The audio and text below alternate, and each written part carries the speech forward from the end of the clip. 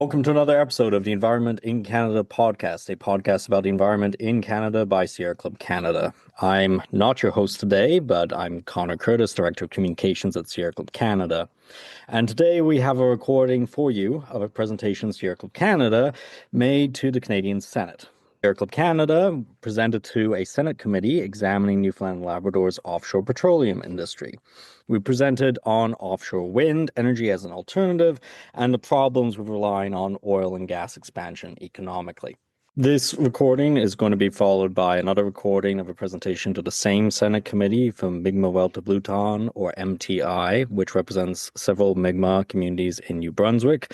That presentation is about the lack of consultation on Equinor's Bay du Nord oil project.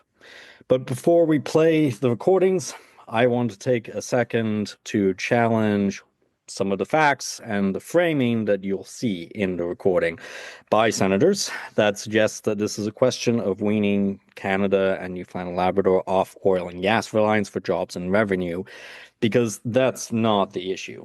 The issue is that the world is not going to need or want oil from Newfoundland and Labrador or Canada. This means that we rapidly need alternative energy solutions for employment and for revenue, both provincially and nationally across the country. Now, there's no singular fix that exists to that issue, but offshore wind is potentially a huge part of the solution here, which is why we're going to present on it. And if you're wondering why we can't do both oil and gas and renewable energy, well, I could point to the horrific climate change-driven forest fires and storms that have devastated whole communities in Canada, including Newfoundland and Labrador, and the fact that credible experts agree there is no such thing as green oil. But I sense that would not connect with many of those people in government who are thinking about these issues. So instead, I will again point to the fact that our situation is such that there simply is no business case, no demand case for oil and gas expansion anywhere, including in Canada. In fact, we are, as we are already seeing with LNG, facing a situation of coming oil and gas oversupply. So I also want to correct several incorrect statements made by the Senate committee. Oil demand will not continue to grow to the 2050s, and the International Energy Agency did not say that it would.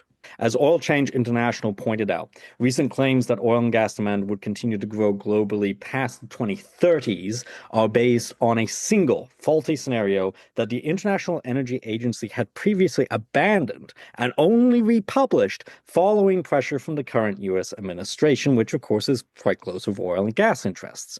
Now, as Oil Change International points out, a peak in fossil fuels is still expected under the baseline trajectory of the STEPS scenario, which sees a near tripling of renewable energy capacity by 2035, even after accounting for US policy backsliding.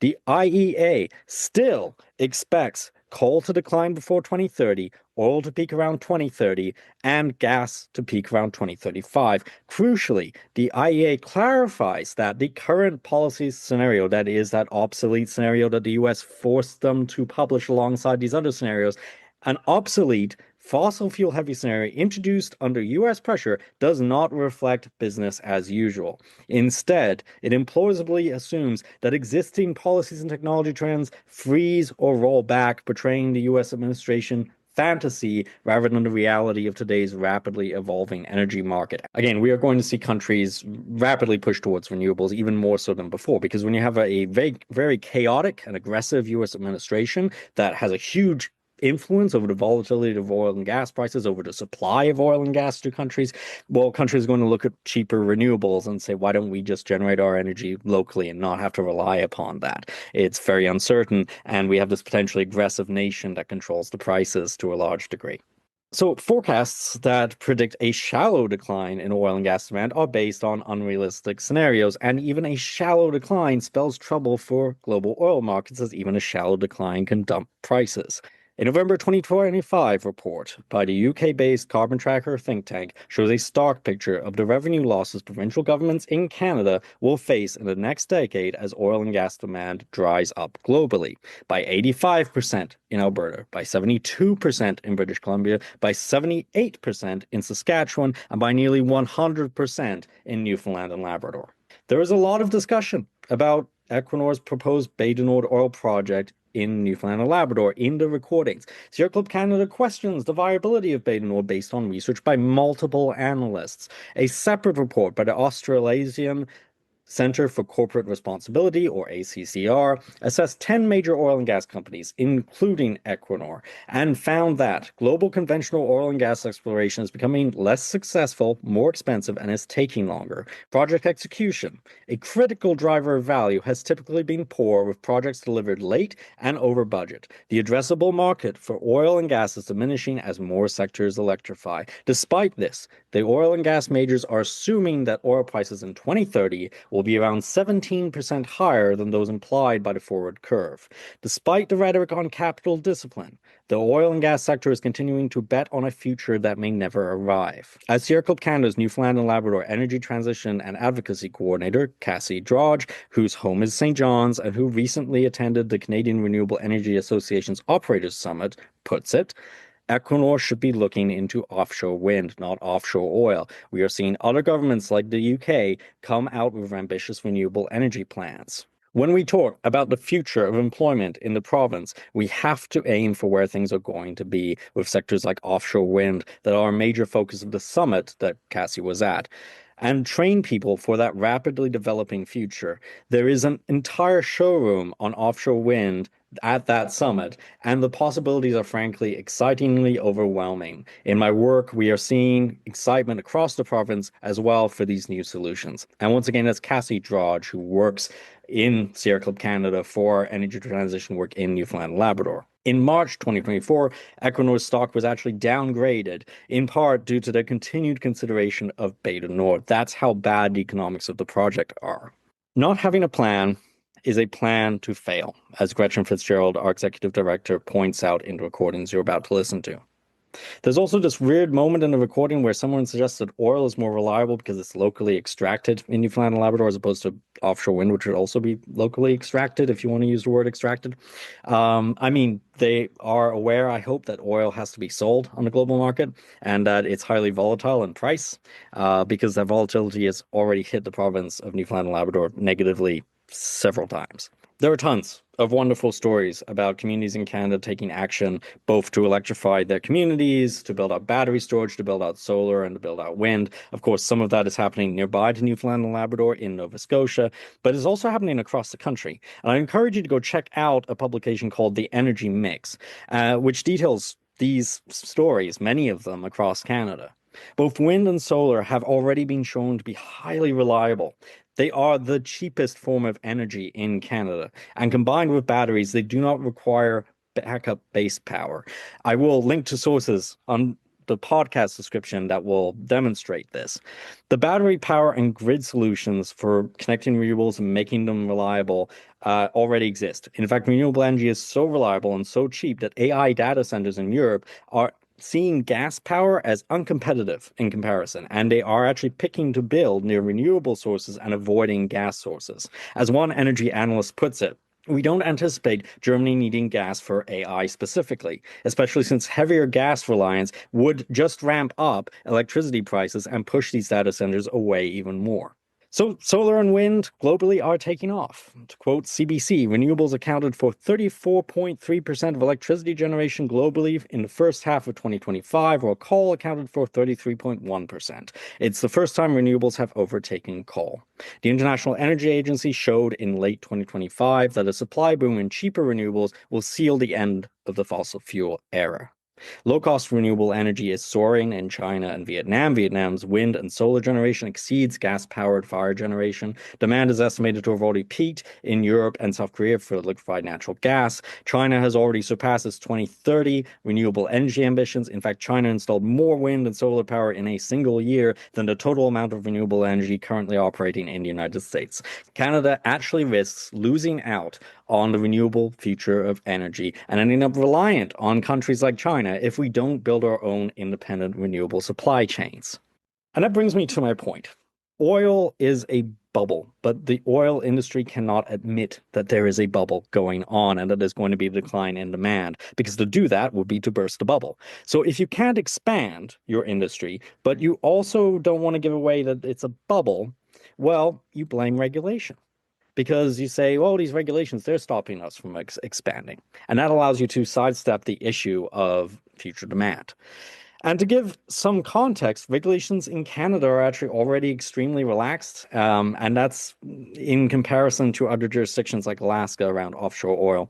Our government approved Beta Nord with a 16% chance of a serious oil spill under a situation where it would likely take 18 to 36 days to get a well capping stack on site if there was a blowout.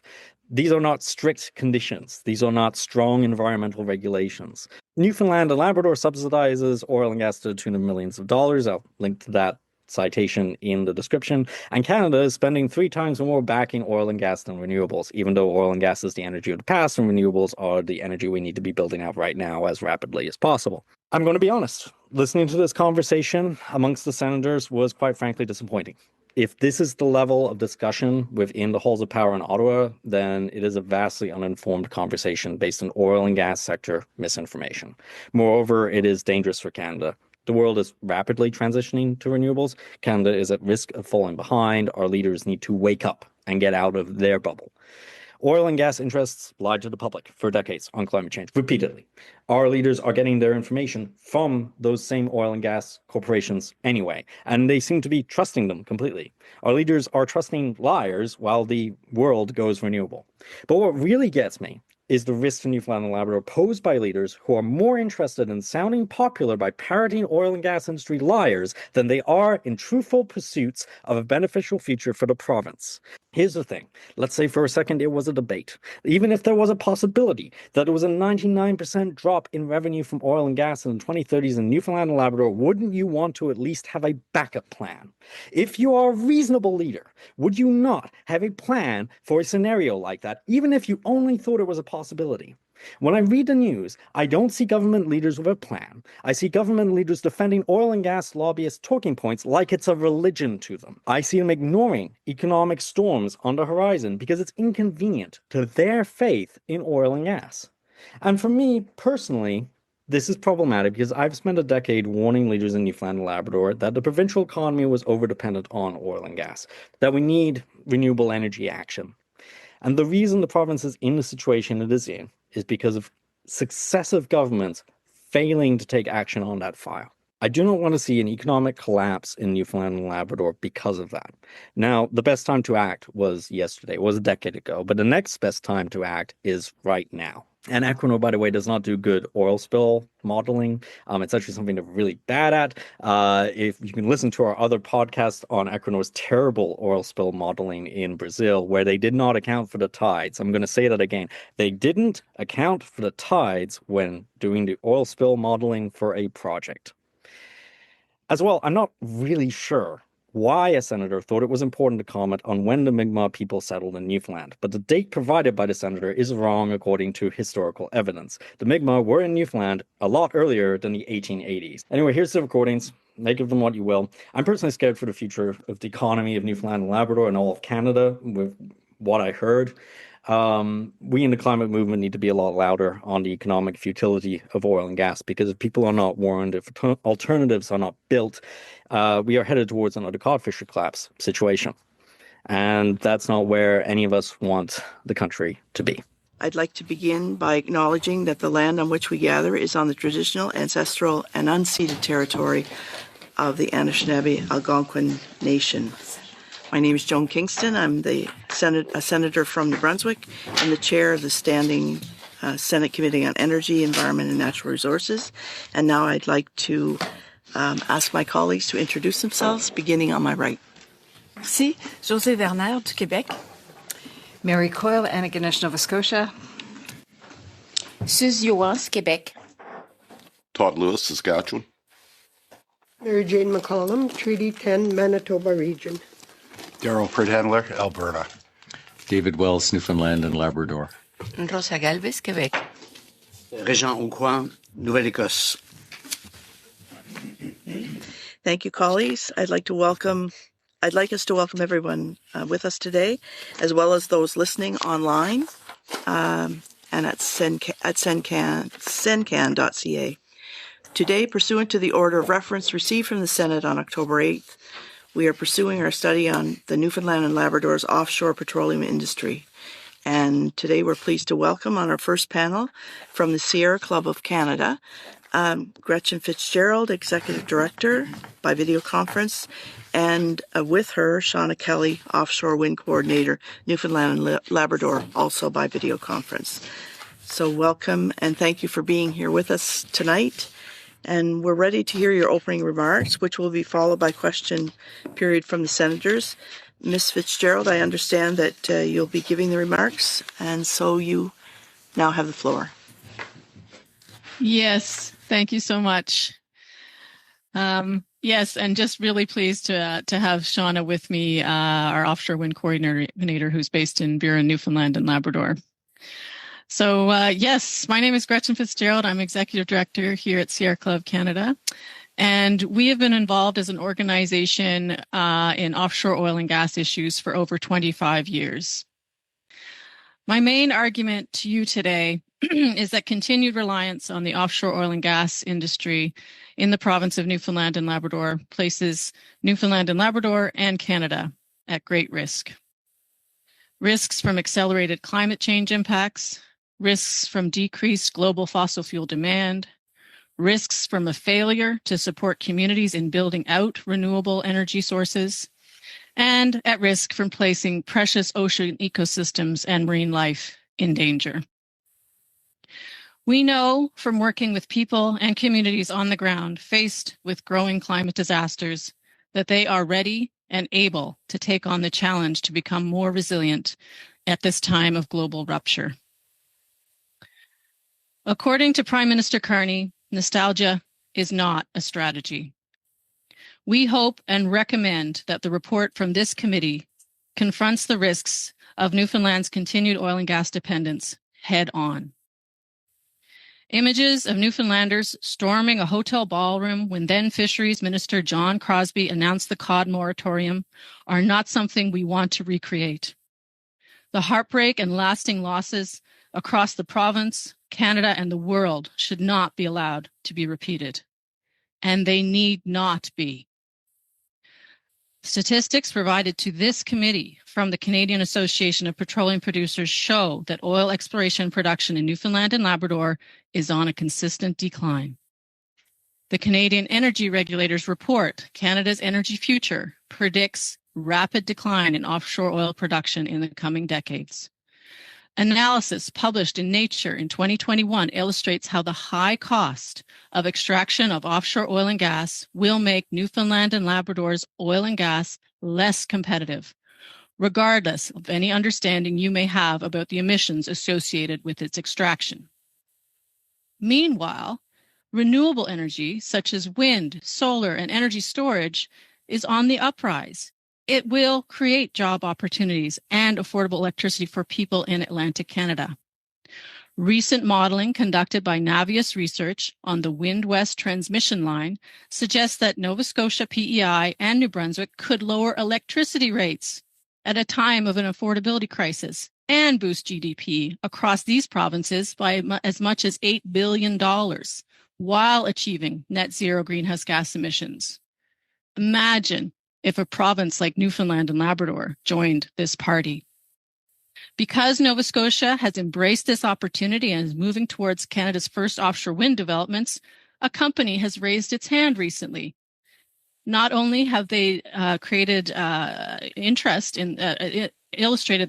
in the offshore wind industry, they've created a memorandum of understanding with Nova Scotia's Community College to support a workforce to train people to work in this new energy industry.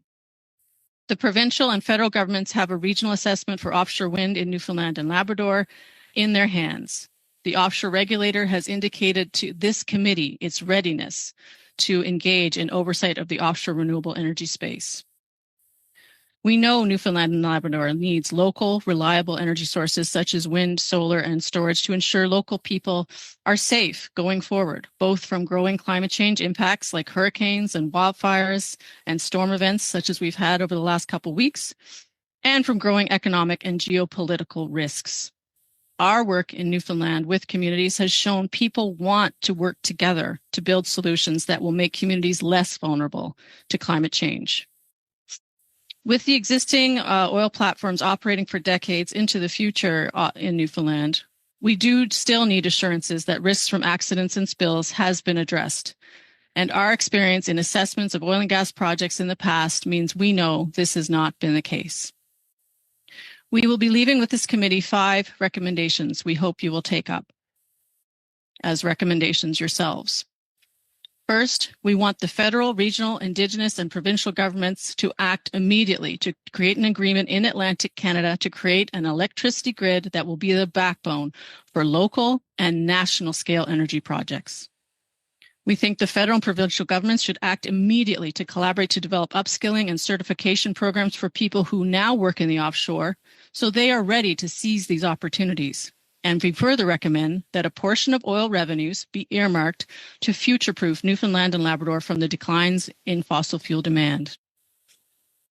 Thirdly, we believe that oil companies should take on the risk of offshore oil and gas development, not Canadians and not Newfoundland and Labradorians. There should be no further subsidies to this increasingly risky industry. And finally, we call on for an arm's length review of the impacts of oil and gas activity on ocean life and oil spill readiness for existing oil projects, and that the creation of science-based rules for oil and gas exploration and production and drilling be created as soon as possible so that ocean life remains protected. Thank you so much for this opportunity to address the committee, and we look forward to your questions. Thank you, Ms. Fitzgerald, for your opening statement. And I'd suggest that the first round, each member be allowed 5 minutes, including question and answer. If time permits, we'll have a second round. So we'd like to start with Senator Wells. Thank you, Chair. Ms. Fitzgerald, you had mentioned that Newfoundland and Labrador should wean itself off the dependency on oil and gas. I assume you're familiar with the economic situation in Newfoundland and Labrador. What would you think would be a good replacement for these jobs and the income for the province? Yes, and I'm sure Shauna can back me up here, but I think it's two-pronged. I think there are communities we're working with now who want to get smaller scale energy built up so that they are more resilient in the face of hurricanes and wildfires and can start generating and benefiting small scale energy sources that are in line with their values and needs. And then bigger scale, there is massive potential for offshore wind. Peter Nicholson, a former deputy minister, has estimated that Canada's offshore wind potential in Eastern Canada is, on the scale of something that could power 6.5 million Canadian homes. Like, this is transformative. And seeing that we have a workforce that, I grew up in Newfoundland and Labrador. I know the ethos, the workforce is so capable, so able to adapt, but not seizing this opportunity and kind of hanging back when other Nova Scotia's coming to the table. It feels like a missed opportunity. So I feel there's an opportunity for smaller scale sources that can make communities resilient and generate revenue and jobs. But then there is this massive opportunity that's right there in front of us. And thanks. So do you think these? So I'm not so much talking about the source of energy for smaller communities. I asked you about the economic opportunities. Obviously, the oil and gas sector in Newfoundland and Labrador employs thousands of people, generates billions of dollars, not just for the workers, but for their families and the communities in which they live. Not only the provincial tax base. That was the not the essence of my question. That was my question. Could you answer that, please? So are you talking revenue to government? Revenue to the workers, to their families, to the communities in which they live, and the government. Yes. So for the workers, if they are transferring their skills to new industries, they would be earning income for those jobs. For government, I think we want to have that conversation. I think there's places around the world where they've set up requirements that obviously this is a public resource if you want to think about wind in that way, and that they are required to contribute, companies that want to play in this field, similar to the offshore oil and gas industry, have to pay to play. So, I think we need to have those conversations with communities and stakeholder groups in Newfoundland and Labrador, what that would look like sensibly, and what a reasonable rate of return for, the ability to work in that sector. But yeah, Shauna, you might want to chip in. Happy to ask the question. The International Energy Agency suggests that peak oil, there'll be significant growth in oil production to 2050. Do you think, given that Newfoundland and Labrador's offshore oil sector is a low cost per barrel production, has direct access to the global markets by vessel, is well regulated, and commands the highest price as opposed to West Texas Intermediate or discounted prices in other parts of Canada. Do you think that, given that Newfoundland and Labrador's offshore oil and gas sector should not be participants in the continued growth of oil to at least 2050? I think, Senator, that you have a time problem, both with regard to how long it takes to build up a new oil drilling program, which, history shows could be 20 to 30 years. So we're in 2025 now. So there just isn't the time. And then there's the secondary argument I would make is that relative to other sources of oil globally and, articles published in Nature are peer reviewed, other reports and the International Energy Agency analysis, some of that shows it'll be those lower cost oil sources, not oil drilled out of the dangerous waters of the North Atlantic that are going to compete with declining, softening demand. And I don't think it's wise, regardless if you believe my two arguments there, the having all our eggs in one basket at a time of global rupture is not wise. Question, Chair. Thank you. We heard from other witnesses during this study that the decline in bids for the offshore was due to regulatory burden and not demand, or certainly not supply. What's your comment on this? I think it's false. From our industry experts that testified at committee? Well, name me an industry expert that likes a regulation.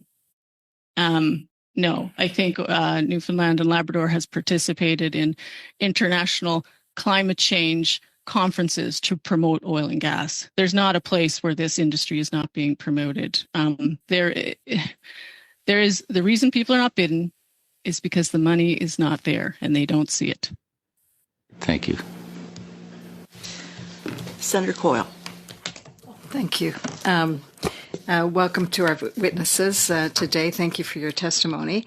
It's my first day on this study, so I'm catching up. But I appreciated the question of my colleague, and I think the economic one is a serious one, and you have addressed it in a different way in terms of the risks of putting the eggs in this basket for the long term. I'm curious, though, to build on my colleague's question about beyond the energy supply for the province and for the region. I'm very excited as a Nova Scotian to see the development of wind in my own province. One of the things that we're also doing in Nova Scotia, which is meeting with some controversy, is looking at wind-powered hydrogen for export. And I know this has been looked at for Newfoundland and Labrador. Is that something that you or your colleague could comment on in terms of an possible export market to contribute to the Newfoundland economy? Yeah, Shauna, did you want to take this one? And brief comment, maybe you can jump in on that, Gretchen, as well. Yeah, I think it's been explored in Newfoundland and Labrador, and what we've seen recently is that companies are drawing back from that initial proposal because the market has not materialized for hydrogen. So I would recognize that in this current moment, it is not a viable option for Newfoundland and Labrador to be pursuing hydrogen further economically. Gretchen? Sorry. Yeah, and just to add to that, if we're talking about how to prioritize such a beautiful and massive resource like offshore wind, I think the primary thing should be, particularly right now, is creating energy security and affordability for Canadians. So that would be the primary use. And if hydrogen can be done safely and without creating more emissions, that might be a secondary output, but it shouldn't be the primary reason why we're investing. Okay, thank you for that. I am curious then, in terms of let's get back to the regulators question. Here we are at this moment. I don't think anybody's going to argue that we're going to be living with oil and gas forever and ever as an industry. There are arguments about the timing of that, and we've heard different sides of that, and you've cited some very important sources. So the regulators, and we're looking at Newfoundland and Labrador here, dealing with, it's real. The economic reliance on oil and gas in Labrador right now is absolutely real. Okay, so how would you see our federal regulators balancing that short-term economic reliance, food on the table reality of Newfoundlanders right now, on that offshore oil, with Canada's long-term climate commitments and our net zero obligations, which we absolutely have to get to. And you yourself have made a very strong case, and it's a no-brainer, frankly. We have to meet our net zero commitments, as do other countries around the world, in order to avert the disasters that you have spoken to. So how do you see our federal regulators balancing that? Yeah, and I'm not sure it would be the job of the regulators, which are focused on the industries that they're regulating, but definitely I would see political leaders. There's a real opportunity here to create a plan of transition, and there's been different bodies, similar to how we transitioned off of coal nationally. Different bodies could be created and activated to work quickly to create that plan. And it's very clear that as production has declined, so have revenues to the provincial government in Newfoundland and Labrador. So, how can that revenue be compensated for by building up other industries such as offshore wind?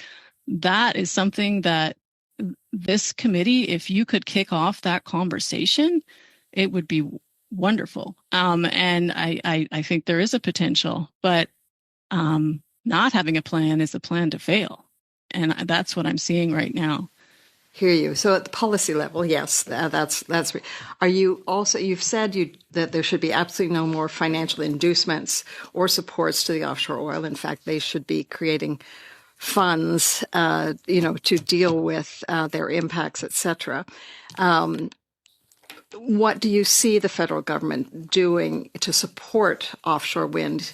To encourage it to really flourish in a place like Newfoundland and Labrador?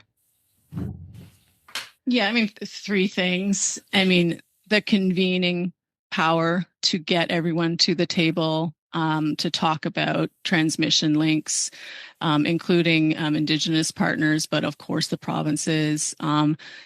Get some folks on the dance floor and get them to dance.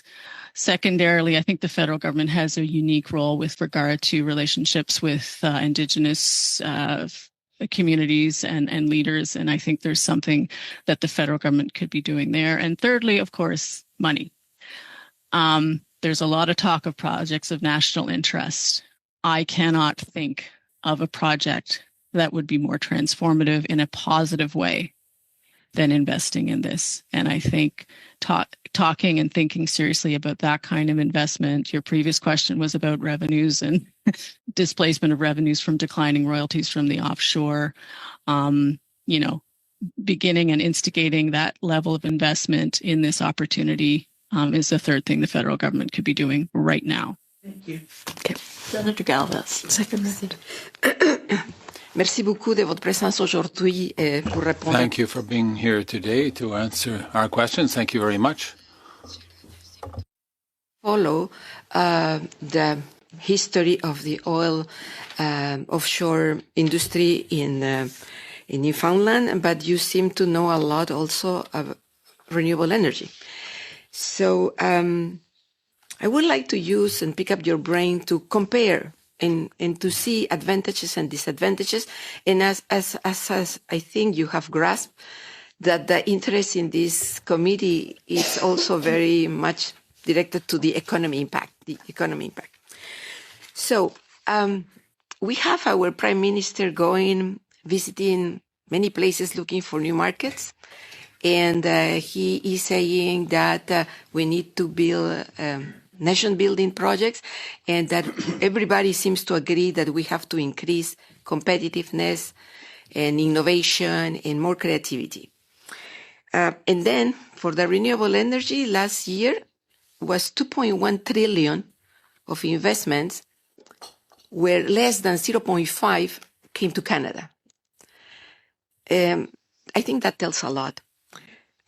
So my question is, if we are looking for competitiveness and we are looking for innovation, and should we look to the in decline industry, or should we look into the one that you are saying there is a big opportunity and this is a big, there is a race and we are late to the party, and but also if you can comment on the issue that the difference between exporting raw material, like we have been doing all the time, and adding value to different products, different materials that we export.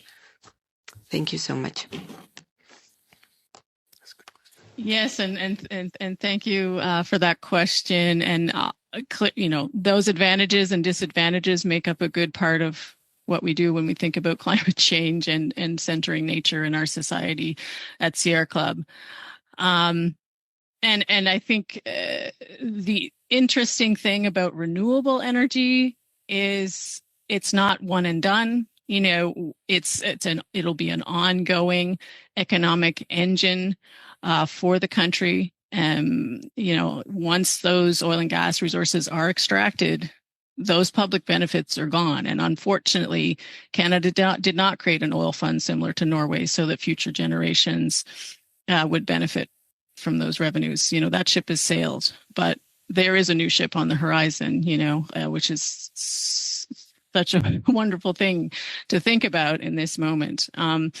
So definitely there's advantages with regard to just ongoing revenue, ongoing jobs, ongoing energy security, and reduced energy rates. These are cheaper energy sources for people, so their actual electricity bills will go down. So those are some of the advantages. In terms of sort of local industries and local innovation, Nova Scotia is home to some great work on energy storage. Done correctly, we could be working on ways to recycle oil rigs. Believe it or not, this is being done in Norway, I hear, to make wind turbines. There's ways that we can be building out our expertise using our know-how and resources, so that we are actually, building some of these products and innovating. And again, keeping that know-how, that knowledge here in Canada, I think it's a benefit that we should be seizing as well, so that this is a time of change, and I think individual people and communities recognize that, but they also, in my experience, want to participate in the solutions, and that's what's going to get us through. And I think there's a real opportunity to invest in that type of innovation and within the country, technological advancement and scientific advancement, so that we are building some of these new energy sources here at home. So much. I don't know, Shauna, if you have further. Oh, I still have that. Yes. Okay. Senator McCallum. Thank you, and thank you for your presentation.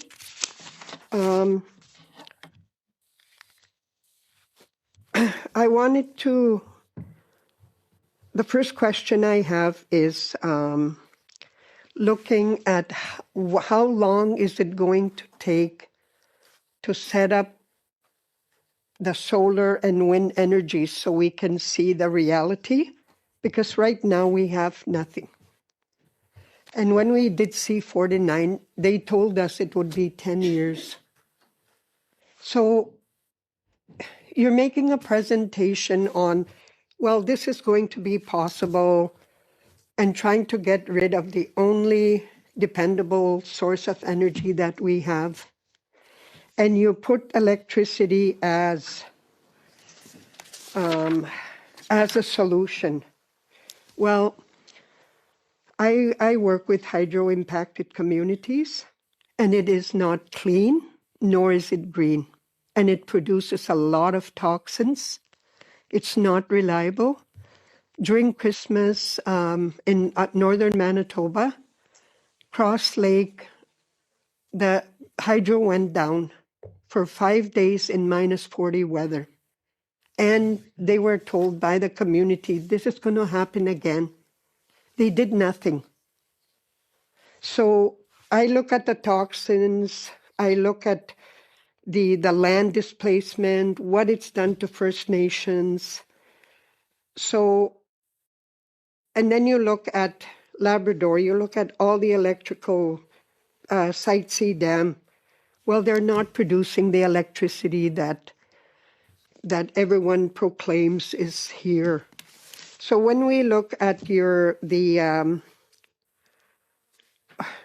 what you're proposing, shouldn't we see how reliable wind source and electric grid are before you place them as a replacement for oil and gas?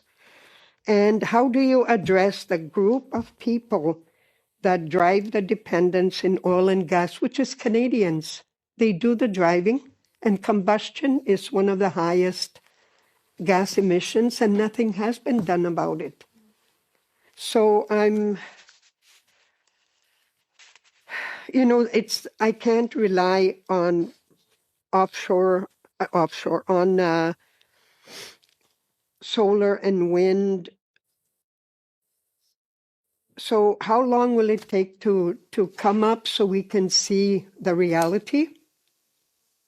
And okay. Yes, and thank you for that question. And I feel the frustration as well that this has not been stood up faster. Sierra Club shares your concerns about mega hydro, both its impacts on communities, its impact on river ecosystems, and the toxins that are freed up when we flood land. So with regard to timeline and standing up new energy resources, we're working with folks in Port aux Basques, and we hope to get some solar panels up, this year. So scale matters, and we know communities in Newfoundland and in Labrador in particular have stood up solar to decrease reliance on diesel, for instance. So, and a wind turbine can go up in a year or two if there's community consent and will to do it. The scale of offshore wind means that, we are talking several years, perhaps a decade, correct me if I'm wrong, Shauna, before we see it stood up. And by stood up, I mean stood up with community consent, buy-in, and done correctly. So it depends on scale, but smaller scale, we could do tomorrow. Who's stopping us? Usually it's, corporate power from the oil and gas sector, let's be honest. So that's why there's been such a delay in the uptake of this. It doesn't matter now because the price has gone down so much without even factoring in the climate impacts that the fossil fuel industry is responsible for. The price alone at the meter is lower. So they're out competing, and we'll be submitting studies to this report showing how that surge is happening. And it's just going to displace fossil fuels, which is wonderful. But yeah, smaller scale, we can do it now. Let's do it. Let's not let the oil industry stop us. And then with regard to the reliability for, What if the wind doesn't blow and the sun doesn't shine? That's where energy storage comes in, and having investments in a grid, which we are recommending this committee recommend in its report. There's been little advancements in our electricity grids, since, basically Edison invented the light bulb.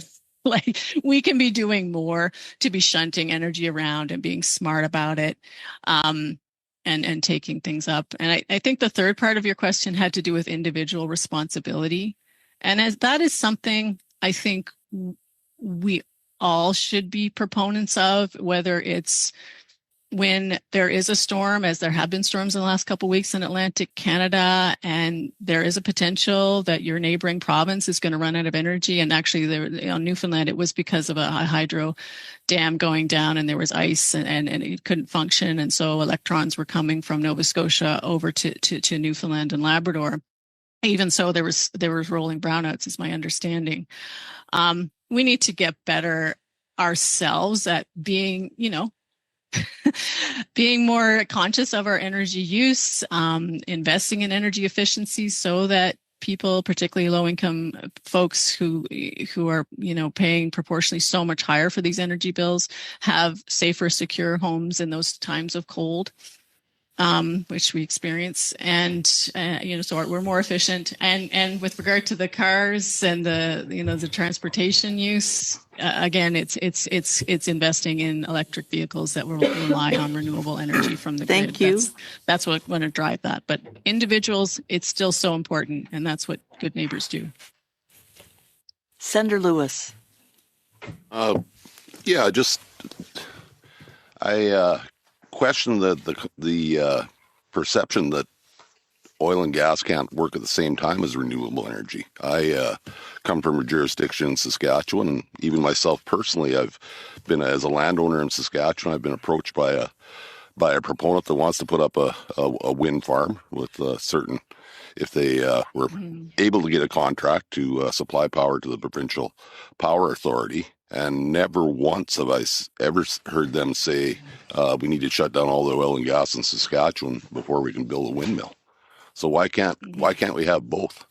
It would seem to me that the new energy sources like windmill are, as we transition into that, that's fine.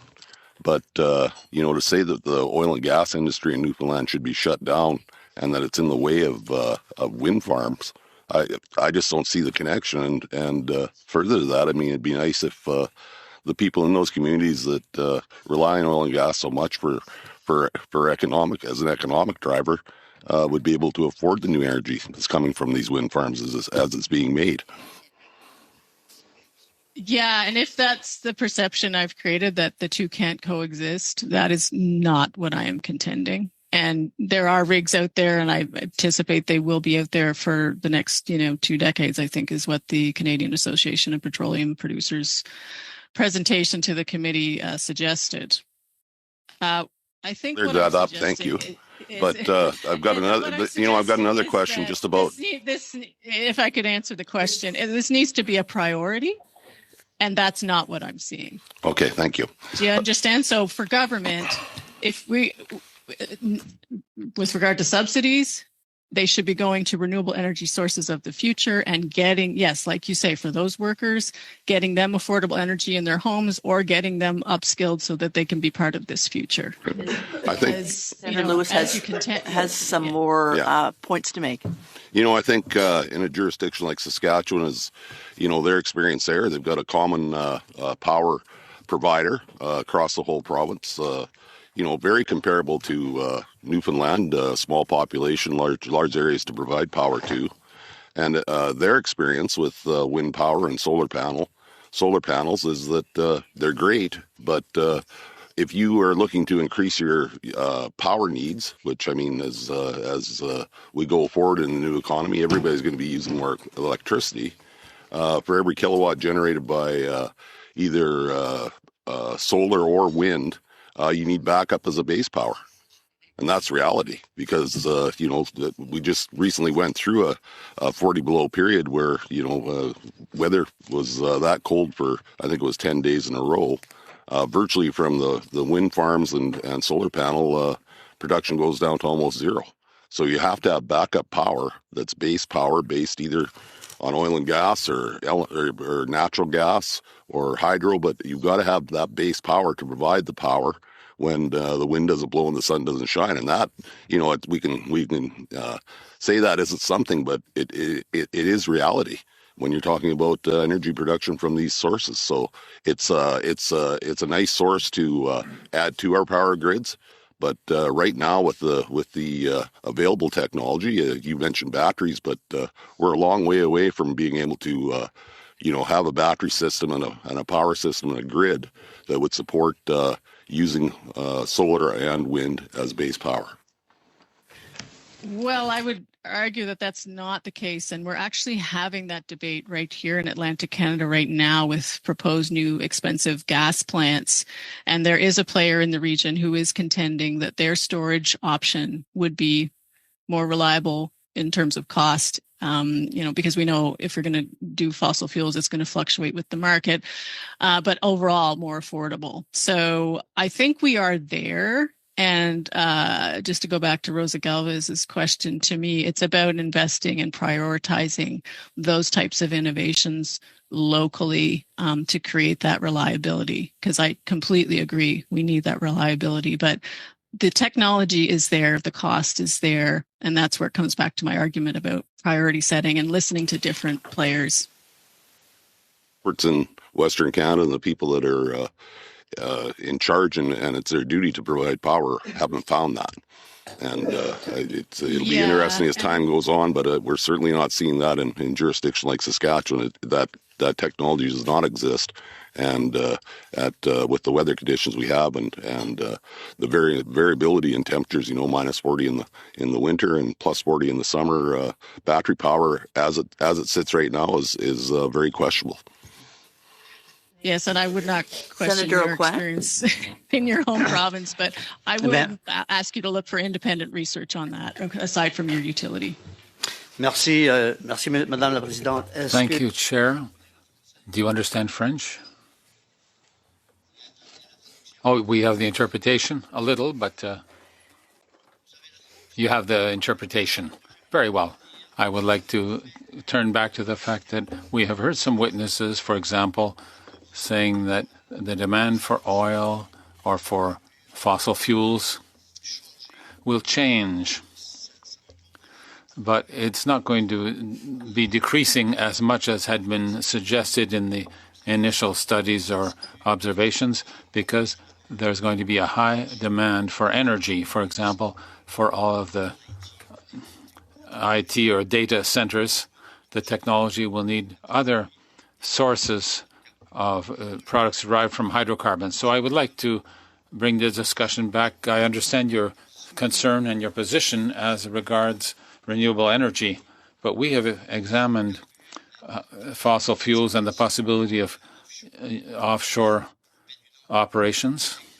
And there has been a study in 2023 by Fisheries and Oceans, and I'm sure you've seen it.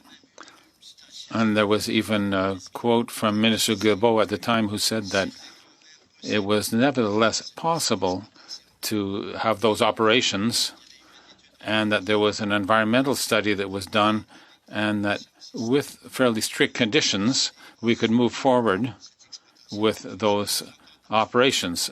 So I'd like to hear you briefly on that, because after that I have a second question. And I want to make sure I understand the question. So are you speaking with regard to the Bay du Nord project and the environmental assessment yes. of that? Yes. And we challenge, of course, the findings of that assessment, and even the Department of Fisheries and Oceans report on that, which was only released after the assessment was complete, showed that there were impacts with regard to oil spills that were the risk there was underestimated drastically. Equinor contended it was a low risk, and in fact, over the lifetime of the project, it's a 16% risk, which is not low in any scientific interpretation. And we're talking some of the most dangerous ocean waters in the world that have ice flows going through them, icebergs going through them at times. So, and the economic the global consequences of a massive spill out there that could go on for over a month without any hope of stopping oil spill, it would be catastrophic to our reputation, to ocean industries, and of course to ocean life, whales, fish, deep sea corals. That report also showed that the long-term effects of this project on sensitive ocean life, regardless of a massive spill, were underestimated, and those vulnerable ocean ecosystems will be damaged permanently. This was not included in the assessment of that project. Okay? So when people talk about how overregulated this industry is, it infuriates me, frankly. So, okay. But your second question is about, I think, how can we study different energy sources better? Is that, I just want to make sure I understand the question. I wanted to focus on the study on hydrocarbons and on the Bay du Nord project. But one thing that came out, and I understand that that's your position on the project, but from my part, as regards the information I've received and that I have been able to read today, the operation of the Bay du Nord project would create a lot less environmental impact. I understand your remarks regarding the possibility of a spill, but the emissions, the average emissions would be much lower than the Alberta oil sands. The only question I'd like you to respond to is, if it moves forward, if the project goes ahead, I understand the Sierra Club's position that perhaps we ought not to go that way, but we still need the oil industry. If the project moves forward, isn't it better than exploiting the oil sands, which are more harmful to the environment? Yeah, I mean, the global scientific consensus is and has been for many years that no new oil projects are compatible with a safe climate going forward. So no, the Bay du Nord project is not safe. It is not what's needed now. I was asking, as compared to the oil sands, if you could make the comparison. I'm sure that you have data. Does it cause lower emissions? Is it less harmful to the environment? At the extraction phase, relative to extracting oil sands oil, it would be lower. However, the majority of the emissions associated with the project are from, of course, burning the fuel extracted. And the emissions from that will be significant. Et comme comité, on comprend ça. As a committee, we understand that. Alternatives such as offshore wind that are here now and we need to start investing in. Je suis d'accord, mais I agree, but we have a focus on something different today in this context. Thank you. Thank you. I found your opening remarks quite alarming because you spoke solely of risks and the downside associated with offshore Newfoundland. And I believe that since the early 90s, this has been the savior of the Newfoundland economy, and I'm quite pleased to see the good that's come to Newfoundland from the offshore development. Having said that, can we revisit all the negatives, and do you see any positives to Newfoundland and the offshore oil production? And I'm not asking for global comparatives, I'm asking to Newfoundland. I mean, I don't think it can be argued that the revenue has been helpful. And what I'm arguing is that the revenue is going to dry up, and it's time to face the music. We all have different crystal balls on that, but I don't see, when we start talking to move on about wind and solar in the face of the fog in Newfoundland that exists from time to time, and other renewables, that those are going to generate revenue for the economy as opposed to maybe sustenance for small communities from time to time. Do you have any studies that you can refer me to that show that this is net surplus revenue that would flow to the government operating budget from year to year that Newfoundlanders could rely on to have a sustainable economy over time?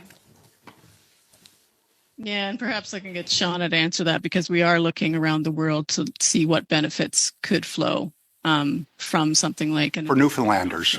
I'm concerned about the future of Newfoundlanders, and that there'd be something that is there for them in the future. Yes, and we certainly share that concern and are very concerned that, like with the cod fishery, there will be no plan until it's too late. But so right now you can't point me to studies that show surplus revenue type offshore wind or solar, or even maybe nuclear. Well, I'll get Shauna. It's in there someplace. I would say at this point in time, we don't have that current study for Newfoundland and Labrador specifically, but for our neighbors in Atlantic Canada, for Nova Scotia, for PEI, and for New Brunswick, the most recent study that we've seen did project as much as $8 billion to boost GDP. So that does exist here in Atlantic Canada. You can find it to Newfoundland, because I'm a little. I understand that there's always talk about a regional grid, but we all know that Newfoundland is far removed from the maritime provinces as much as it's part of the Atlantic provinces, and it's not so easy, that kind of infrastructure. So I want Newfoundland to be sustainable on its own. Go ahead, if you can tell me about studies that show that this is going to lead to a sustainable economy. Yeah, I would say to a specific study, we don't currently have that, but I would also bring forward that I share the concern of wanting to see Newfoundland as an island have reliable and affordable energy. However, we currently do rely on Labrador, and in our most recent storm, relied on Nova Scotia for that energy. So while we may seem an island removed, we are actually already connected, and that's possible to expand and enhance that for not only the island of Newfoundland and Labrador, but all of Atlantic Canada by investing in transmission of renewable energy now. And might I assume that you seem to be warm and cozy where you are, and I'm assuming you're in Newfoundland, that you're not using hydrocarbons to stay warm? You would be correct. I do have a heat pump and electric baseboard heating. Ms. Fitzgerald? Sorry? How are you staying warm indoors there? Similarly, we have solar panels on the roof and a heat pump. Unfortunately, Nova Scotia hasn't moved as rapidly to get off coal and gas as Newfoundland and Labrador. But primarily we are shifting toward greater wind sources in Nova Scotia. So as that Nova Scotia, then you're not in Newfoundland. Yes, I'm based in Nova Scotia. Okay. Thank you. Senator Yuans. Merci, Madame la Présidente. Thank you, Chair. Thank you, Ms. Fitzgerald, for your remarks. You contend that it would be more judicious to reorient investments toward wind energy and other sources of energy, and you gave a certain time period over the next 2 years.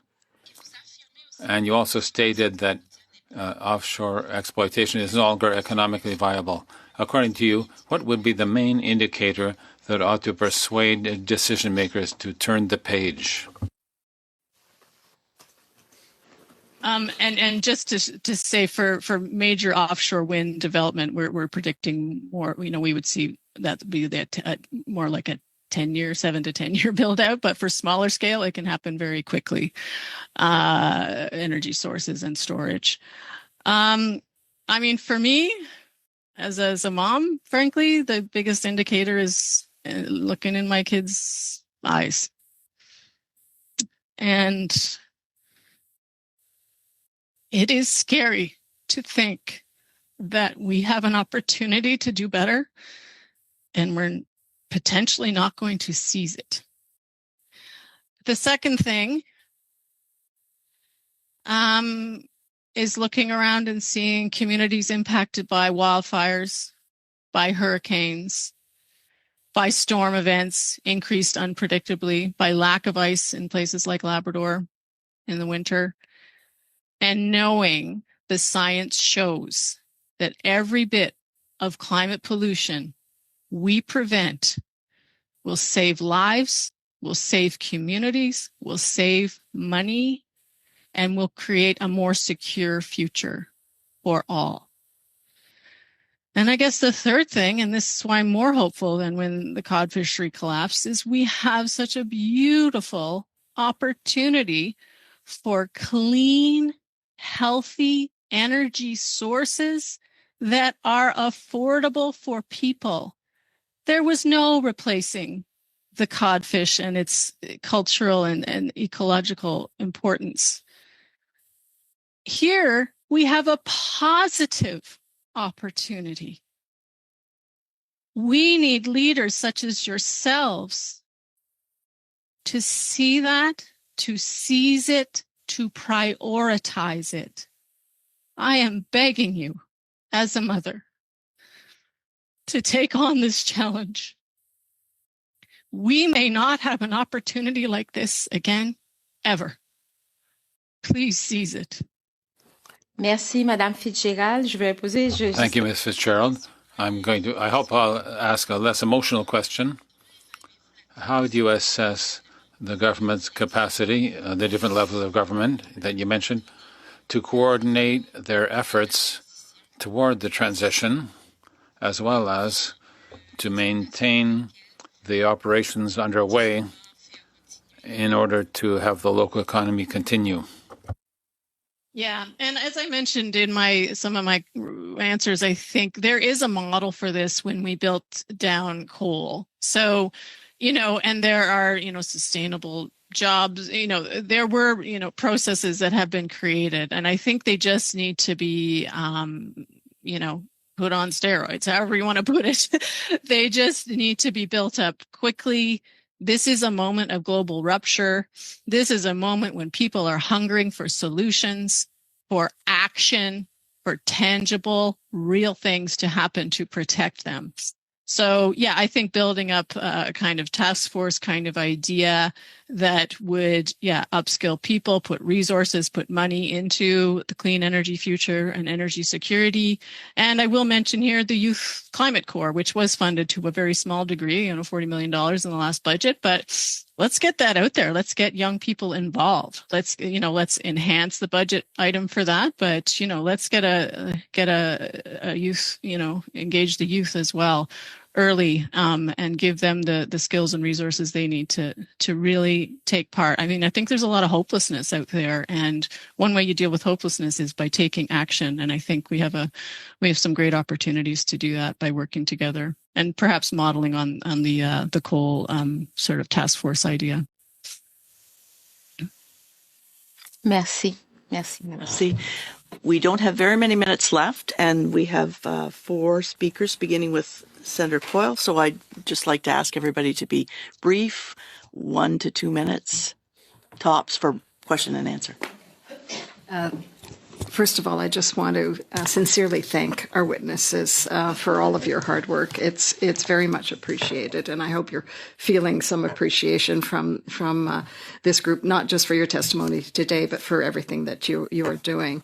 I'm curious. You mentioned the issue of the projects of national interest that Canada is looking at here. For projects of national interest, we need proponents. And I'm curious, in terms of the offshore wind that we're talking about as a possibility for Newfoundland and Labrador, do you know of proponents, companies, communities, others that are interested in coming together to be a proponent for this type of new industry?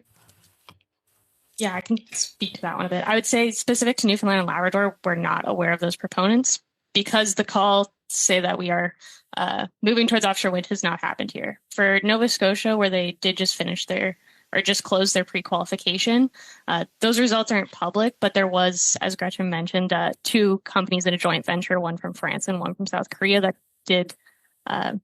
did announce that they did put in for pre-qualification and have already taken steps to start building out their benefits agreements locally, including training programs for Nova Scotians. Thank you. Senator Galvez. So it is easy to get very emotional, and I appreciate that. And me too, I'm a grandmother of 4, and so the future, it's very important for me, not for my grandchildren. And so to calm me down, I go always to data and to technical aspects. And so I have participated in many environmental impact assessment of energy projects, and I have studied many. And so at the very beginning of an impact assessment, we ask this question: why do we need this project? Is it to create an economy, create jobs because a politician wants to get votes? Or do we have an energy need in the community? So for me, up to now, when we talk about this project, I really don't know. What is the ultimate purpose? Is it to create revenues for the province? If it's that, well, then there are many other ways of creating that. Is it to provide with energy capacity that is not there? Well, now there is many other ways of producing that. Is it to create jobs so somebody wins an election? So what is your opinion on that? Because my colleague is right. We are talking about these specific new oil ring expansion of the oil in Newfoundland. Yeah, and excuse me for getting emotional. Say that for you to ask excuses. Thank you for your understanding. I find it specific to impact assessment, often those statements about the need for the project tend to be very self-referential. So usually it's the proponent saying, we need this project because we need this project because, there is no real valid justification. I think for Newfoundland and Labrador, obviously it has been the need to fill the gap that was created when the cod fishery collapsed, and the creation of jobs and royalties. I guess what we're trying to argue for this committee is that those jobs and those revenues are declining, and yet there is another industry waiting in the wings, and it does need focus. It does need consistent, attention from elected leaders. And yes, it may, when it comes to the grid, there may need to be public investments. There could even be public joint ownership of some of these wind projects. That is for the people of Newfoundland and Labrador and communities to discuss, and we hope to be having those conversations with them in the year ahead. And I hope the government and yourselves will engage in those conversations too. But when you talk about the benefits for renewable energy sources, it's very clear there's many other co-benefits aside from potential profits to a proponent. It's not that self-referential, we need this project because we need to profit from this project, thank you very much. The benefits are, in addition to jobs, potential revenue for government, it is helping participate in the climate solutions, which I think in terms of Canadian resilience, Canadian sovereignty, Canadian patriotism, I think could be very significant. It's creating energy security for Canada. It is combating increasing climate impacts, which I think we all know are increasing. So there's so many other co-benefits that need could be easily justified including those benefits, not just benefits to proponents. Thank you. We've almost run out of time, but to give the last question to Senator Wells. Thank you, Chair, and thanks again, witnesses. So you had mentioned, Ms. Fitzgerald, about community consent. In Newfoundland and Labrador, I'm aware that there's quite a large percentage of Newfoundlanders and Labradorians give consent to the oil and gas sector.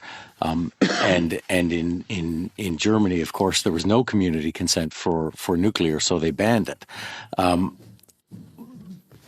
Given that renewables as a global supply of electricity amount to less than 5%, and petroleum amounts to around 60%,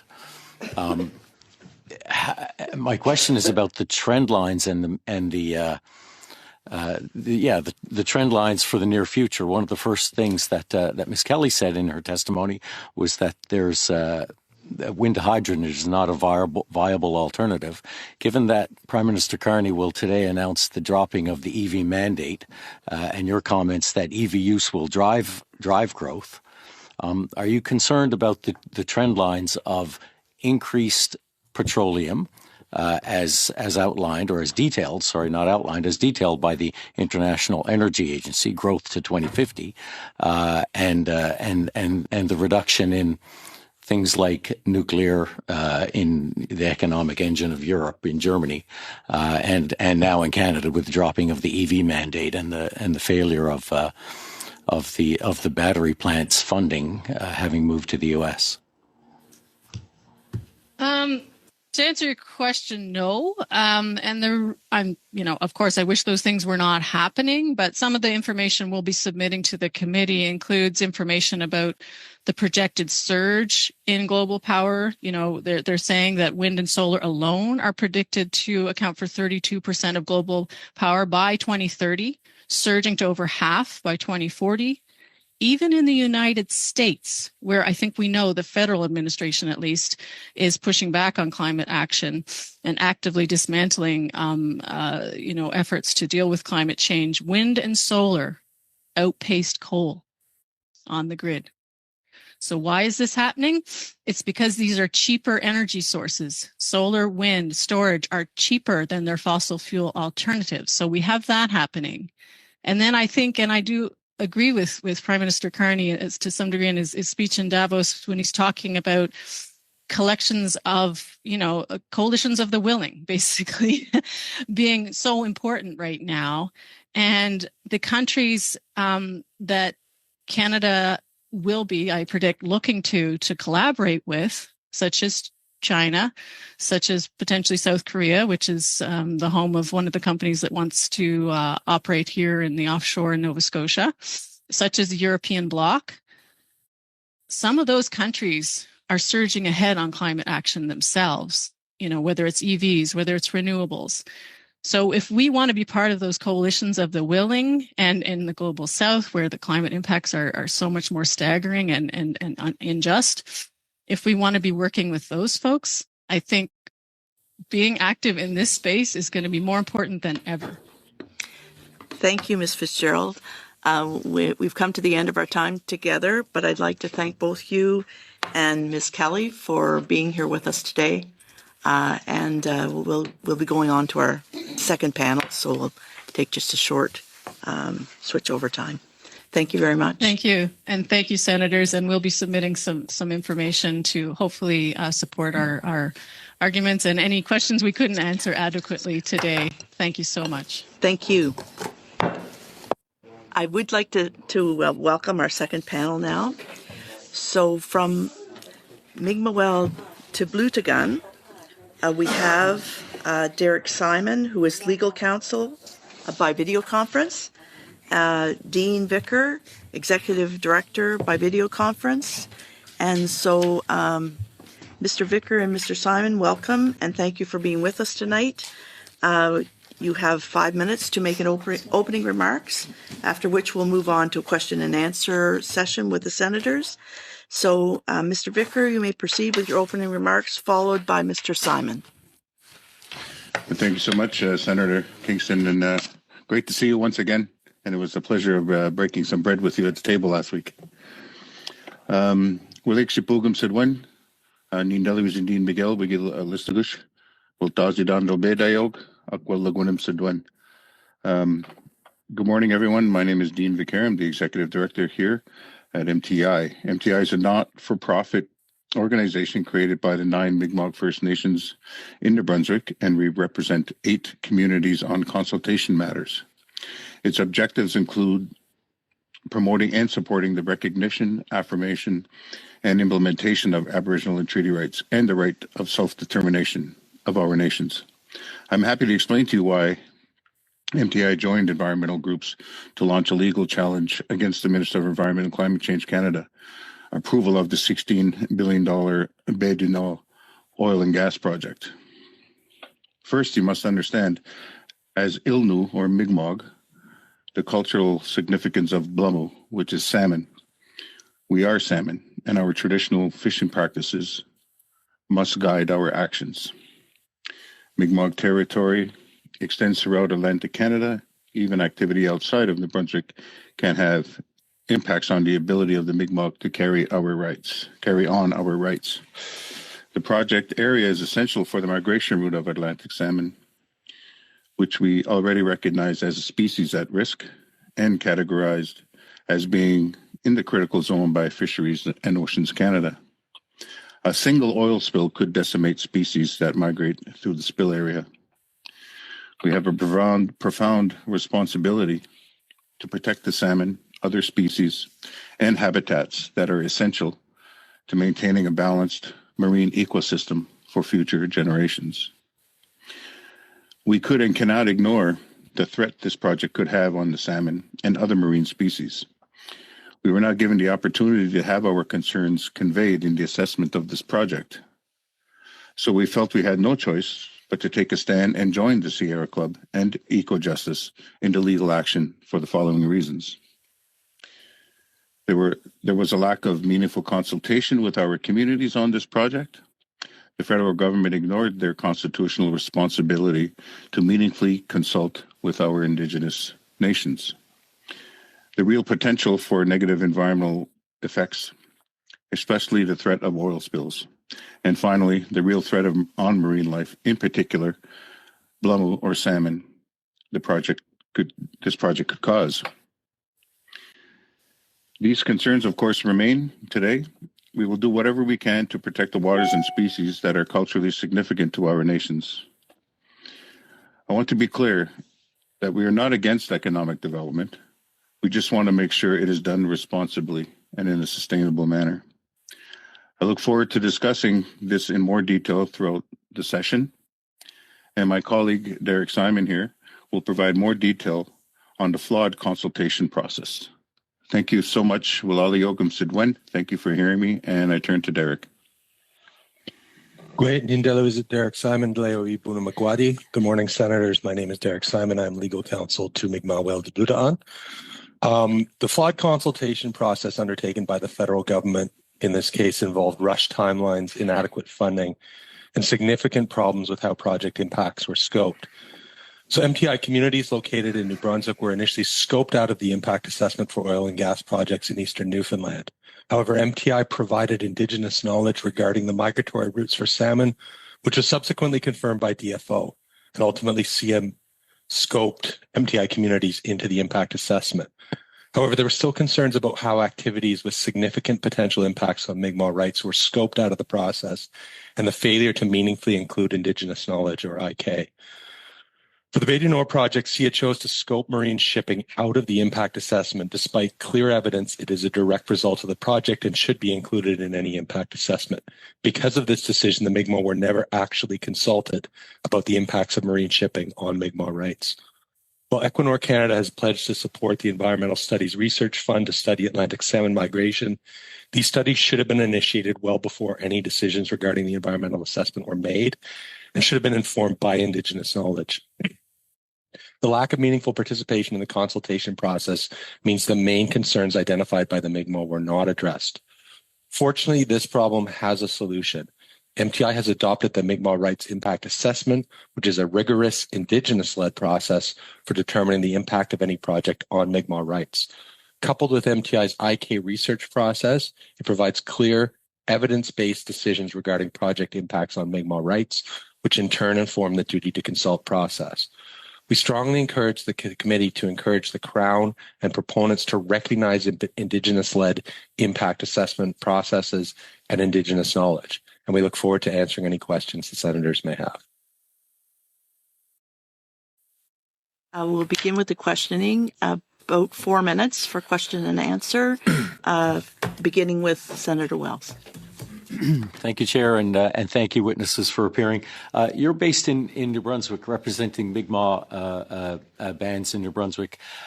Can you give me can you help me understand how what the link is to offshore oil and gas development in Newfoundland from the New Brunswick bans.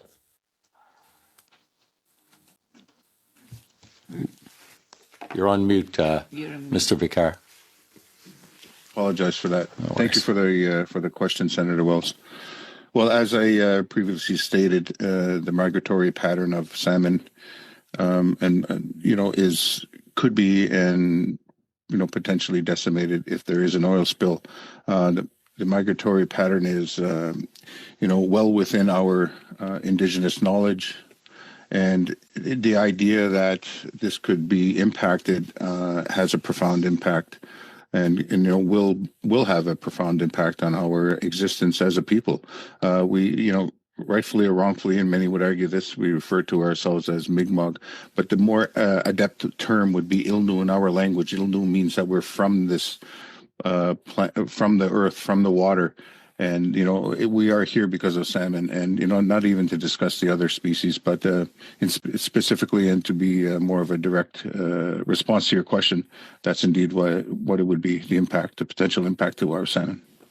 I'd emphasize as well, Senator, that Mi'gmaw territory extends throughout Atlantic Canada, including portions of Newfoundland, and that most Mi'gmaw people have ties to all parts of the territory. When we chose to involve our MTI chose to get involved in the judicial review, we reached out to the cousins and to the relatives in Newfoundland, spoke to the folks in Conn River, and because it's their district, and said that we were planning on involving MTI in this challenge, and they were fine with that. They understood the need as well to protect the territory, and as my colleague Mr. Vicaire emphasized, migratory patterns of species that people depend on don't recognize our colonial or provincial boundaries. They migrate where they're going to migrate, and the salmon do go through that area. In addition, a number of our communities fish in areas that are fairly proximate to the oil and gas development, and so there were a number of potential impacts on the rights of communities in New Brunswick. And it's a comment on how interconnected the territory and the people really are. Okay, thanks. I will note that the Mi'gmaw didn't come to Newfoundland until the 1880s. We had Chief Benoit from Mi'gmawe'l First Nation in Conn River as one of our witnesses last month, and he didn't mention this at all. Was Mi'gmawe'l part of the MTI submission? They were not, but again, we spoke to Mi'gmawe'l before involving ourselves in the process. I do feel a need to address the comment that the Mi'gmaw did not arrive in Newfoundland until the 1880s. I recognize that is something that was taught in schools in Newfoundland and Labrador for a long time. I also recognize that the current historical scholarship and Indigenous knowledge entirely discredits that claim. There are areas in Western Newfoundland with names like Wigwam Point, with Mi'gmaw place names. And when you look at the historical records, and the first Europeans to show up talk about seeing Mi'gmaw villages in Western Newfoundland, the evidence is there, as well as in the oral history, that the Mi'gmaw occupied Western Newfoundland long before Europeans arrived. Thank you. Okay, well, thanks for that. I was just speaking about the Mi'gmaw and Mi'gmawe'l. So the issues from MTI are more about the consultation process as opposed to specifically oil and gas development. Would that be accurate? I'll defer to my colleague. I have a response, but I can defer to my colleague, Mr. Vicaire. Yeah, I'm sorry, you're breaking up. I'll jump in to address the question then, Senator, as Mr. Vicaire is having trouble hearing. I think that's correct. Our concern is about how the projects are scoped. And so I think it's difficult. As Mr. Vicaire emphasized, we're not against economic development. We're not even against oil and gas development per se. It's about scoping the impacts of that and making sure you've taken all the impacts into account. So the main concern advanced by MTI with the lack of consultation was the fact that they scoped out marine shipping with the end result that MTI was never, in fact, no First Nation was ever consulted regarding the impacts of marine shipping and the potential impacts that would have on species that migrate through that area as well as surrounding fisheries. So that's the main concern is when looking at these types of projects, you have to, if you're trying to weigh the pros and cons and you scope it in such a way that that you've ignored some of the cons or ignored some of the valid concerns, those concerns can't be addressed. And that was the perspective we advanced in court, was simply the Mi'gmaw were never consulted, that factor was never properly weighed in the impact assessment process. Okay, thanks very much for the clarity of your responses. I appreciate it. Senator Aucoin. Merci. Thank you, Chair. I'm going to ask my question in French. If you have any problem hearing, please let me know. So if I understand, you're not necessarily against the development project. It's just that you would have preferred that MTI be consulted, among other things, on shipping. And when you use that term, I assume that you mean an increase in the shipping traffic related to the extraction project, the transportation of oil from the oil rig, for example, the equipment that would be necessary to travel there. So am I right to understand that this is what your concern, where your concerns lie, and you have conducted a study? And how far along is that study? And do you have it, or are you just waiting for the government to review it, or would you like to sit down with the government, or what is the situation really with regard to that? Dean, did you want to respond to that question? Okay, he's still having problems. Je crois, Senator, que j'ai bien. Senator, I believe I understood your question in French, but I'll answer in English. So, one of the concerns with this project also was that both neither SIA nor the proponents provided adequate funding to do a fulsome Indigenous knowledge study, Senator. And so we were never really properly in a position to ascertain exactly what the project impacts on salmon might be. We had a degree of Indigenous knowledge for that area and conducted a very limited Indigenous knowledge study that allowed us to determine the migratory route of the salmon and at a very high level what the impacts might be, but no one was willing to fund an Indigenous knowledge, a comprehensive Indigenous knowledge study that really would have allowed us to look at the impacts in any detail. So that's certainly a concern with how the process unfolded as well. And it really is important, like I emphasize the importance of, for consultation to be meaningful, either the proponents or the Crown have to provide capacity to First Nations to be able to participate meaningfully in that process. And that includes properly funding Indigenous knowledge studies. We don't have this knowledge sitting in a book on a shelf in someone's office. It resides with community members. It resides with community members that are out on the lands and waters. And we need to go and we need to ask them the right questions about their knowledge of that particular area. In this case, like as I said, we were able to get some high-level knowledge that spoke to the migratory routes, that spoke at a very high level to some of the impacts, but a more detailed Indigenous knowledge study would have told us a lot more about specifically how marine shipping, for example, might impact those rights. And so, again, I really emphasize the importance of providing capacity support to First Nations to participate in these processes in a meaningful way. And I hope that addresses the question. If it doesn't, happy to receive a follow-up. Merci. Thank you. I have an additional question regarding salmon. I understand that it is an essential commodity that's very important to the Mi'gmaw people, and it has a symbolic value and a great deal of history attached to it. And I think that the migratory routes are along the coast for salmon. And in that case, if there was a spill, I could suppose that if a spill occurred and that if it moved toward the coast, it could cause a problem. But because it's 500 kilometers offshore, I'm wondering whether that industry, or whether if a spill occurred, whether it would really have an impact on the salmon or other species. But as you spoke mainly about salmon, could you respond to that, please? Thank you, sir.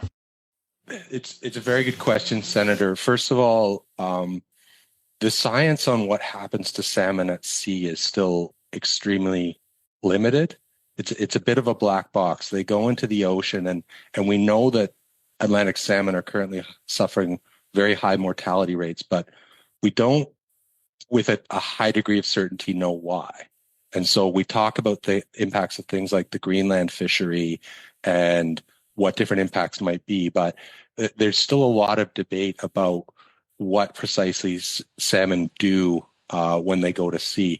One of our knowledge holders, Fred Metallic, who's from Mr. Vicare's community of Listaguch, talks about the salmon and how they go and they have a Maui-omi, which means a gathering in Mi'gmaw, off of Greenland, and they meet up with the salmon from Europe and they exchange knowledge, and knowledge like that helps inform our assessment. But from a scientific perspective, as well as an Indigenous knowledge, there's limited knowledge. What we did do was we had confirmation from knowledge holders of where the migratory routes were, and that was subsequently confirmed by DFO, and that did fall within the project footprint. So DFO absolutely confirmed the information that falls within the project footprint. Again, the marine shipping passes through the migratory route as well. So it's not just about where the rigs themselves are located, but also where the ships transporting the gear and where the ships transporting the oil are going to go. And that crosses the migratory route as well. So I can say that based on the Indigenous knowledge and then subsequently confirmed by DFO science, we were able to establish that the migratory routes of salmon would be impacted by this oil and gas development one way or another. So I hope that answers your question. Merci. Merci, Madame la Présidente. Donc, déplacement du pétrole. Witnesses with your presentation. It's very interesting.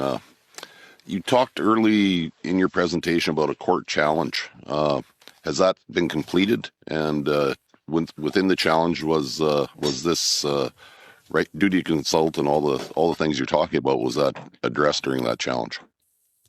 Yeah, we're currently waiting on a decision from the Federal Court of Appeal, Senator, and lack of consultation is the central issue in that challenge. So it's still in a lot of ways, a lot of it could be determined by what the court says. Still before the courts.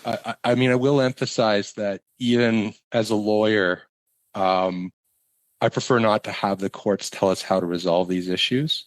I think these issues are best addressed through meaningful dialogue between the Crown and First Nations. And as I emphasized earlier, when this project went through, the Mi'gmaw Rights Impact Assessment process was not yet in place. And so we didn't have a particular process that we were asking the Crown to follow in terms of impact assessment. That process is now in place, and we're asking the Crown to respect that. And it's a very straightforward process. It's about a 30-page guide. It's based on 8 steps, 11 principles, and basically tells you how the Mi'gmaw are going to determine impacts on their rights, how they want to be consulted about projects like this. It's been very well received by proponents, I will say.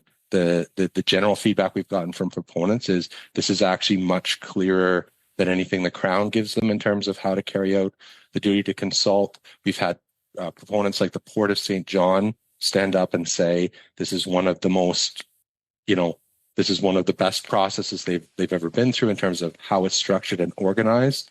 We worked with a software company and developed software to automate the process so a proponent can go in, enter the information about their project.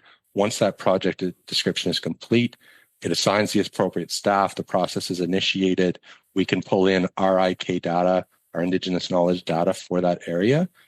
So it's a very straightforward process from a proponent standpoint. Sometimes takes a little longer than they'd like, but we're working on ways to speed up those timelines and make sure that projects. So again, back to Mr. Vicare's point, the Mi'gmaw and New Brunswick are not anti-development. What we're saying is this is a process you can go through to achieve Mi'gmaw consent for your project, and it will lay out very clear conditions, accommodations that are required, that sort of thing. So probably went a bit beyond the scope of your question, but if I could just add to that, I mean, with this process, there have been and continue to be proponents that are abiding by it, and as a result, as any profitable organization can attest to, it's when you follow the MRIA process, you're on time and on budget, despite the fact that it may take a little longer, but there are no hurdles along the way to disrupt the process of conducting business. So it's something that we are really pushing to any and all proponents, to any and all level of governments as well. I apologize earlier for not being able to respond to the French. For some reason, the translation is not coming through. So just wanted to make that point. So thank you.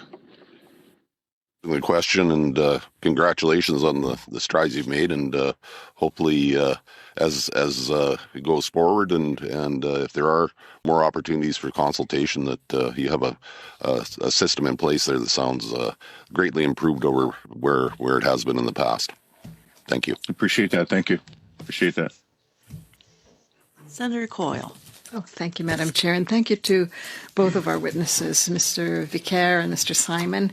I, too, am really, really encouraged to hear about this consultation guidelines that you've established for consultation on significant projects with Mi'gmaw people. This is something that has been much needed, as you well know, forever.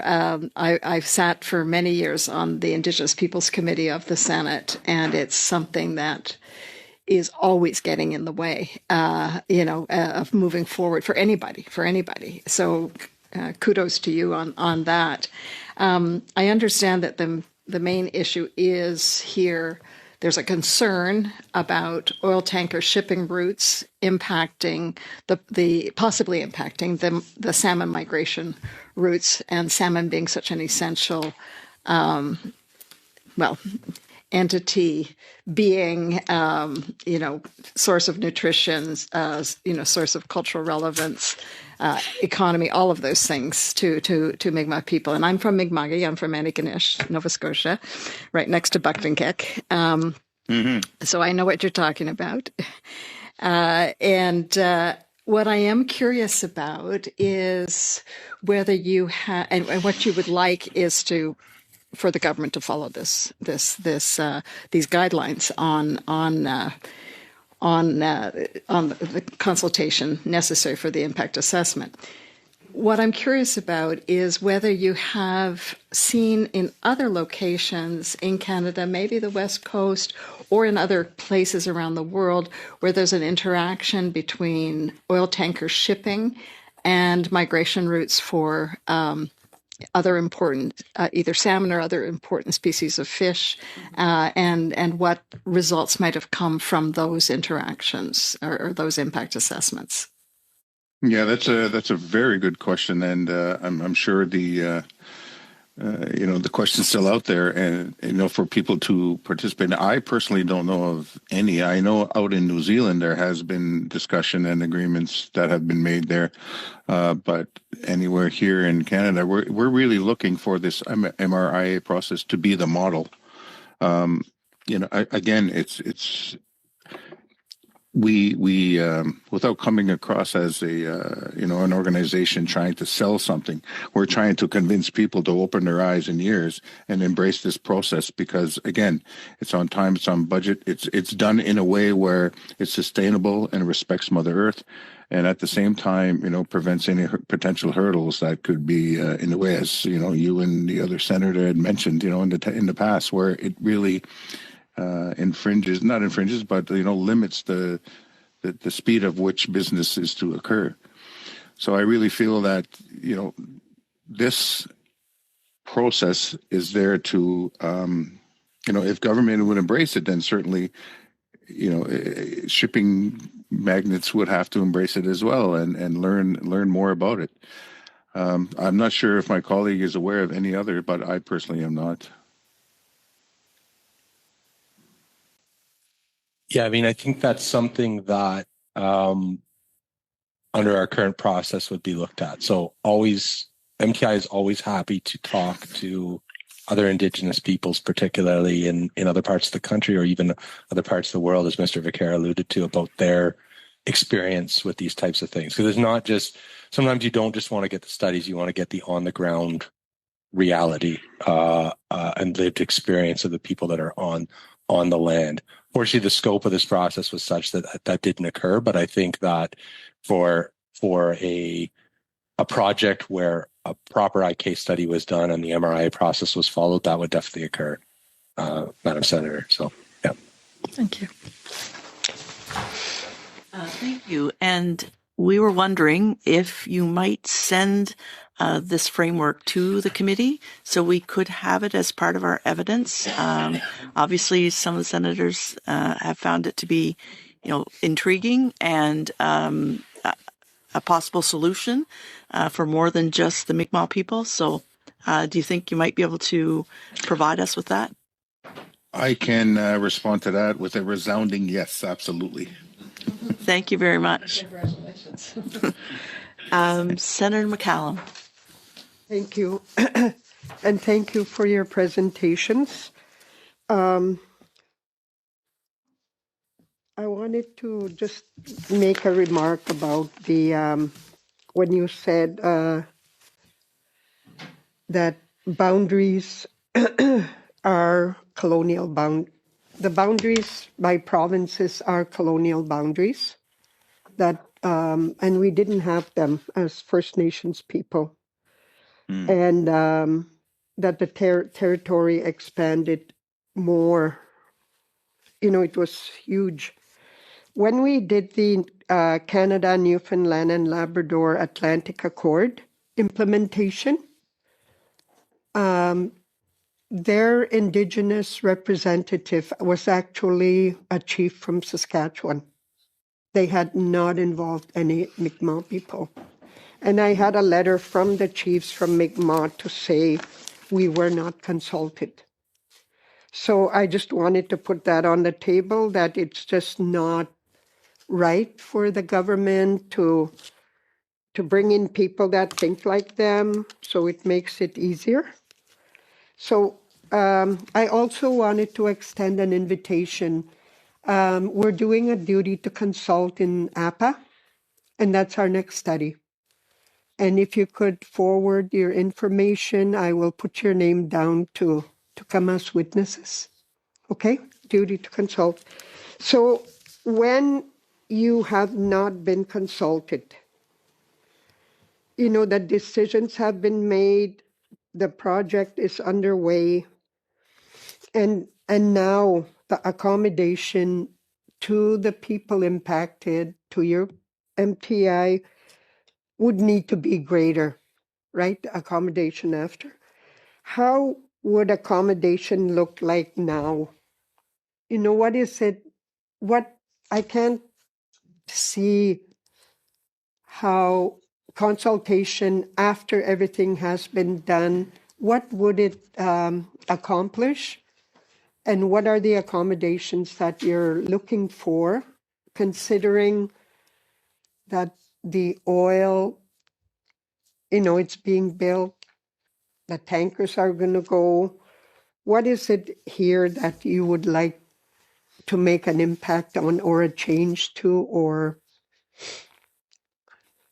Yeah, that's a very good question, Senator. And with all due respect to leadership and the chiefs and communities that MTI represents, that would have to be taken back, and individually discussed with each of their, counselors, and probably most important, their community members.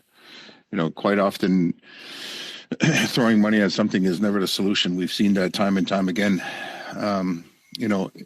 Taking a more holistic approach to accommodation in the means of education, in the means of understanding, sharing an opportunity at a level table, so to speak, to share Indigenous knowledge where it's welcomed and ultimately understood, I think will prove dividends in terms of preventing this sort of conduct from big business at any given time. That I can answer with certainty. How it would look individually is not my place here to respond to that, but it is a question that I will most certainly, and my colleague and I will be bringing back to leadership as well. Yeah, it's hard to comment, Senator, on what accommodations might have flowed from a flawed consultation process. I can speak to the types of, so again, the MRI process is geared towards obtaining Mi'gmaw consent, and that consent is usually based on certain conditions. So typical conditions that we've seen for other projects of this type or projects that involve shipping or transportation impacts, monitoring is a common measure that's undertaken. Sometimes there's time of day or time of year restrictions with respect to when certain activities occur. So there might be some limits around how and when and where shipping occurs to ensure that it has minimal impact on the migratory season.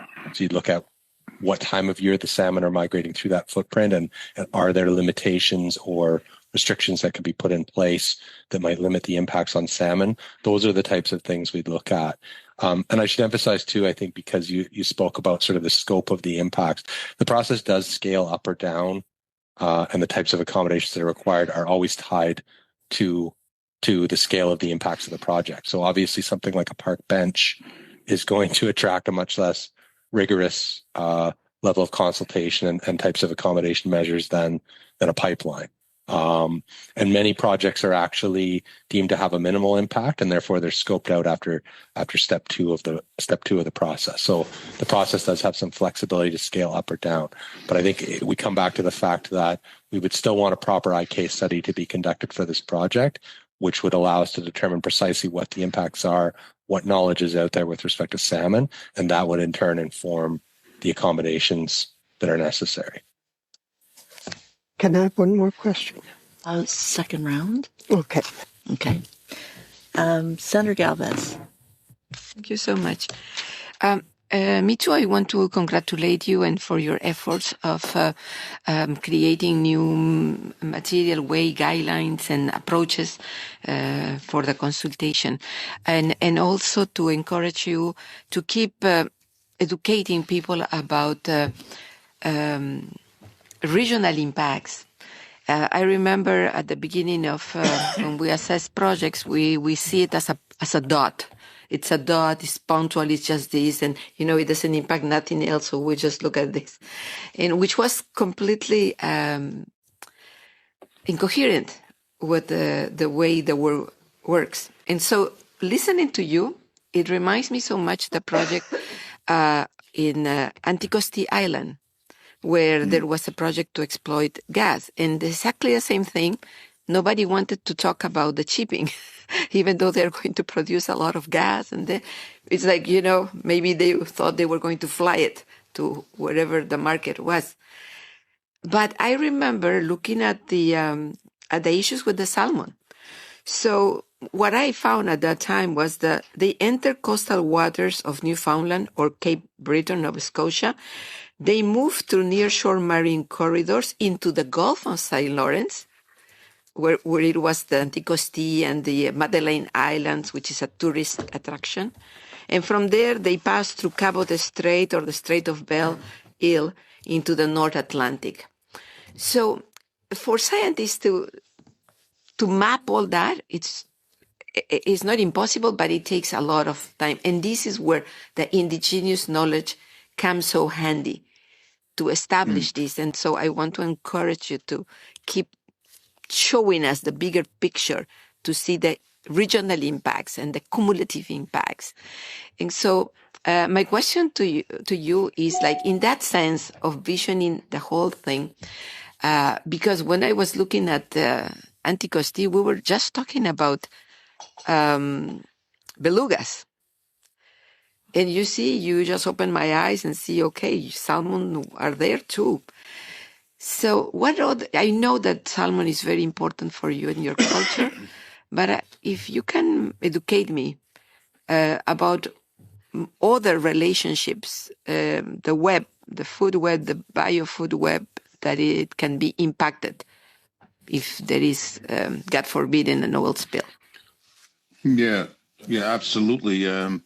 I'm from Listugush, which sits on the famous Restigouche River, known for angling salmon and world renowned.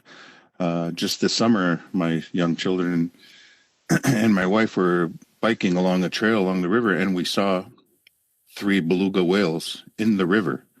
Now, what is that, right? That is even bizarre to me. I've never seen that in my life.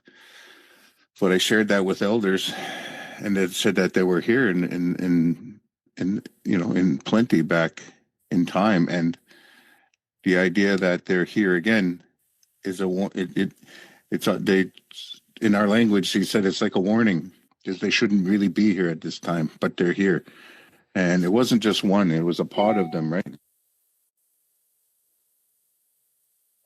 Sorry about that. In a very small area in our river. So the knowledge, I've learned, I'd love to share that. So this is the type of knowledge that I would bring to our elders here that are our Indigenous knowledge holders and share that. Another example, when I mentioned earlier about other marine life, it's not just the salmon, obviously, but we talk about the endangered North Atlantic right whale. DFO now is learning by communicating with us in a very meaningful way that, and it's been used out west, this the idea of whale safe gear, to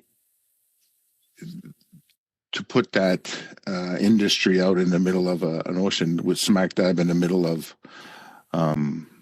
their migratory patterns is challenging to say the least. But again, through our process, and this process is built and supported upon Indigenous knowledge holders, elders, fishermen, that have a long history within the family of fishing and being on the rivers and the oceans. That's all built upon that. And all we've been, I wouldn't say asking for, but more demanding, to be quite frank, is a seat at the table where our information can be shared, which generates knowledge, which will ultimately assist, the scientist in the two-eyed seeing approach, where you have Indigenous knowledge and Western scientific knowledge. It doesn't have to be separated. It could be going together in tandem, which will prove dividends for all of us, all of us and the generations to come. Thank you. Senator McCallum, unless there's another first round question. Senator McCallum? Okay, I wanted to go to cultural heritage. So when we look at cultural heritage in this situation, we're looking at the salmon. When we look at what lies below the salmon, which is the intangible cultural heritage, you can't see it, and it's what falls with the fishing. I went to Haida Gwaii. I work with other groups that are looking at sturgeon, and the knowledge translation, the culture involves knowledge translation.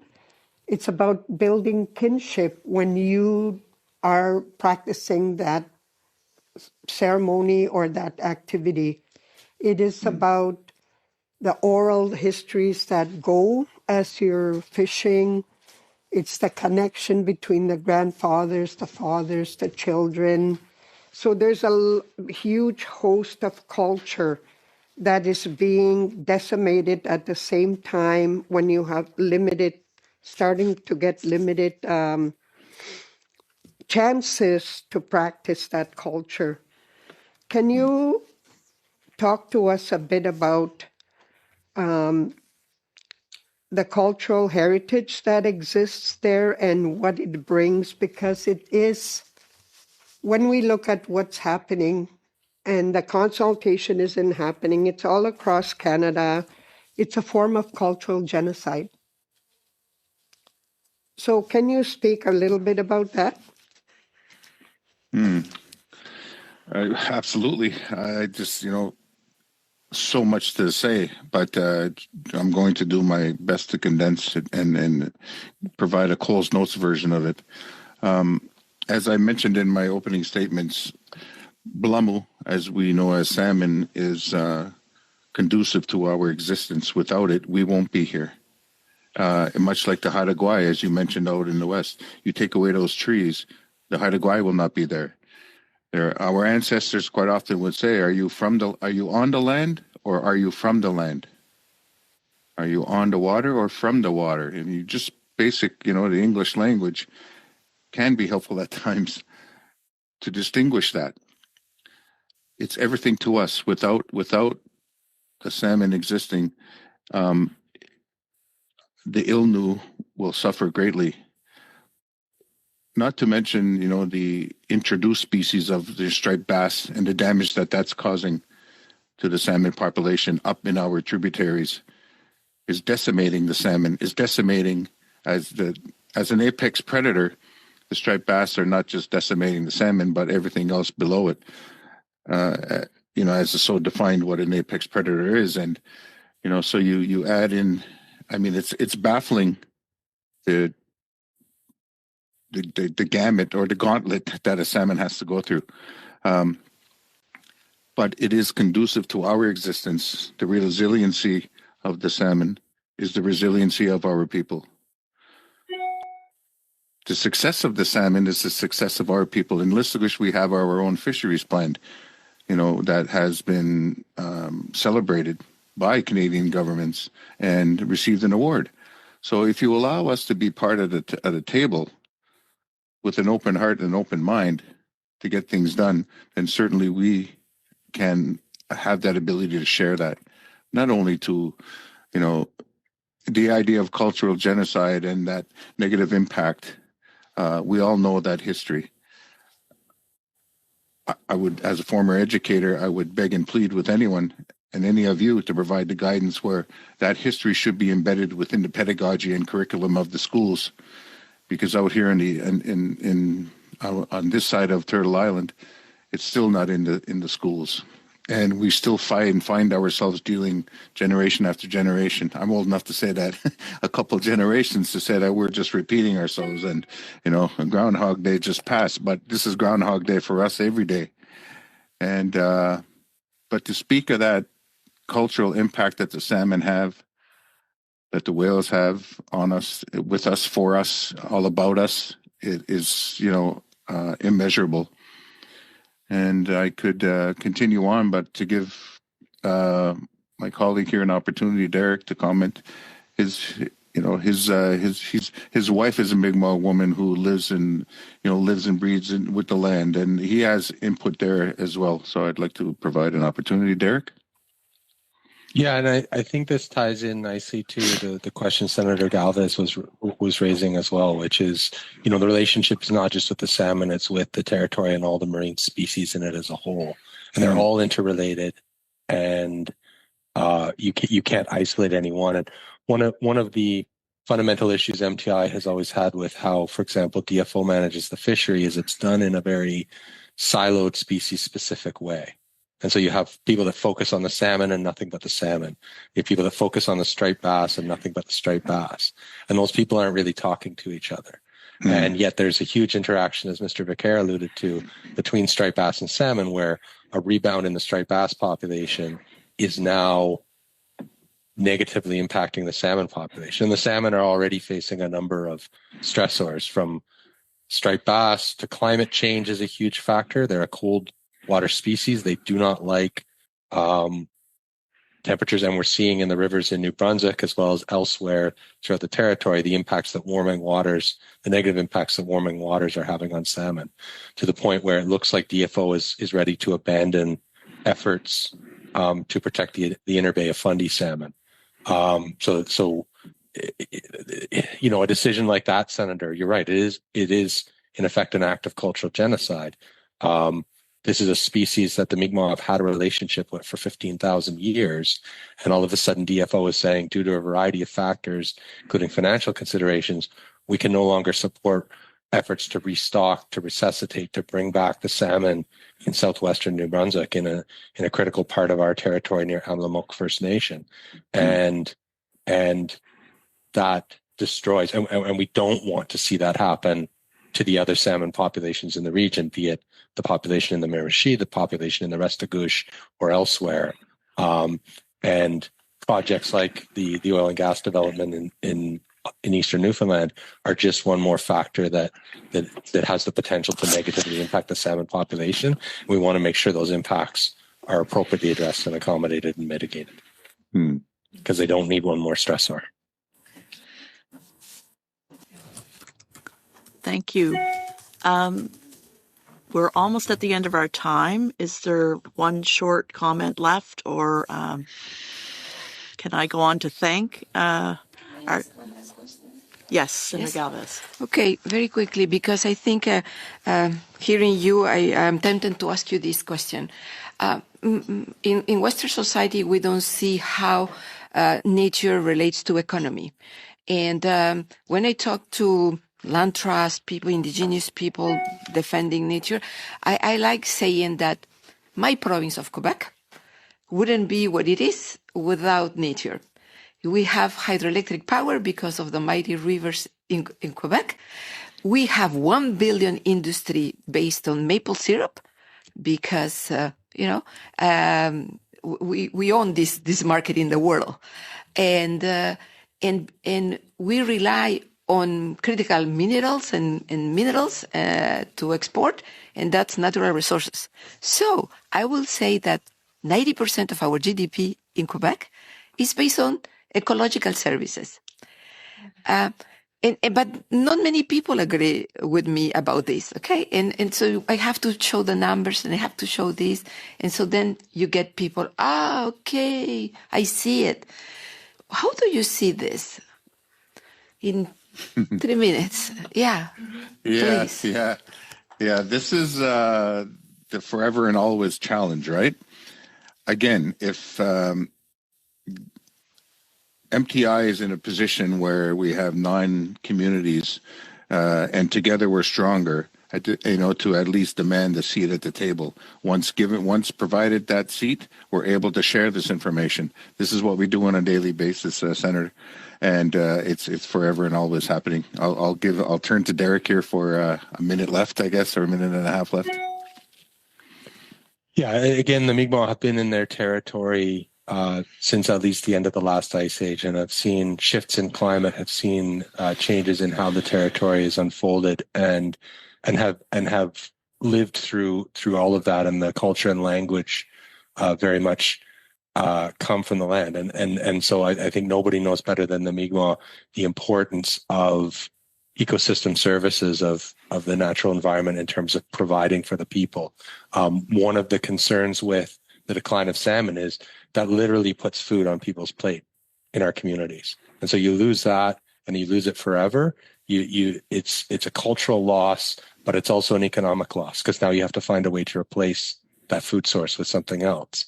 And what's it going to be? So at the end of the day, we talk about, the economy and people, but it comes down to a question of people being able to feed their families, people being able to put food on their plate in a way that has sustained their ancestors for 15,000 years or more.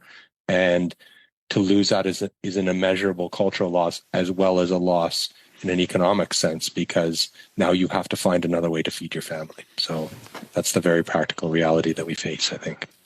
And from a big business standpoint, if I may, it is going to, decimate the Atlantic Salmon Federation and the Maritime Fisheries Union, where they have been benefiting from this for quite some time, and we're in the, in the range of billions of dollars. So it's not just going to impact us; it's going to impact everyone. And I think there's no better way to end that this session by that statement.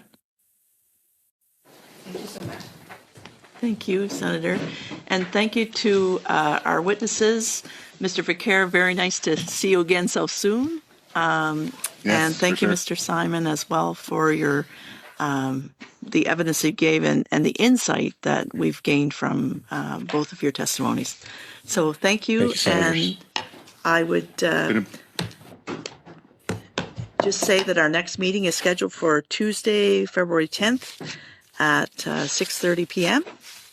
And that's it. I call this meeting adjourned.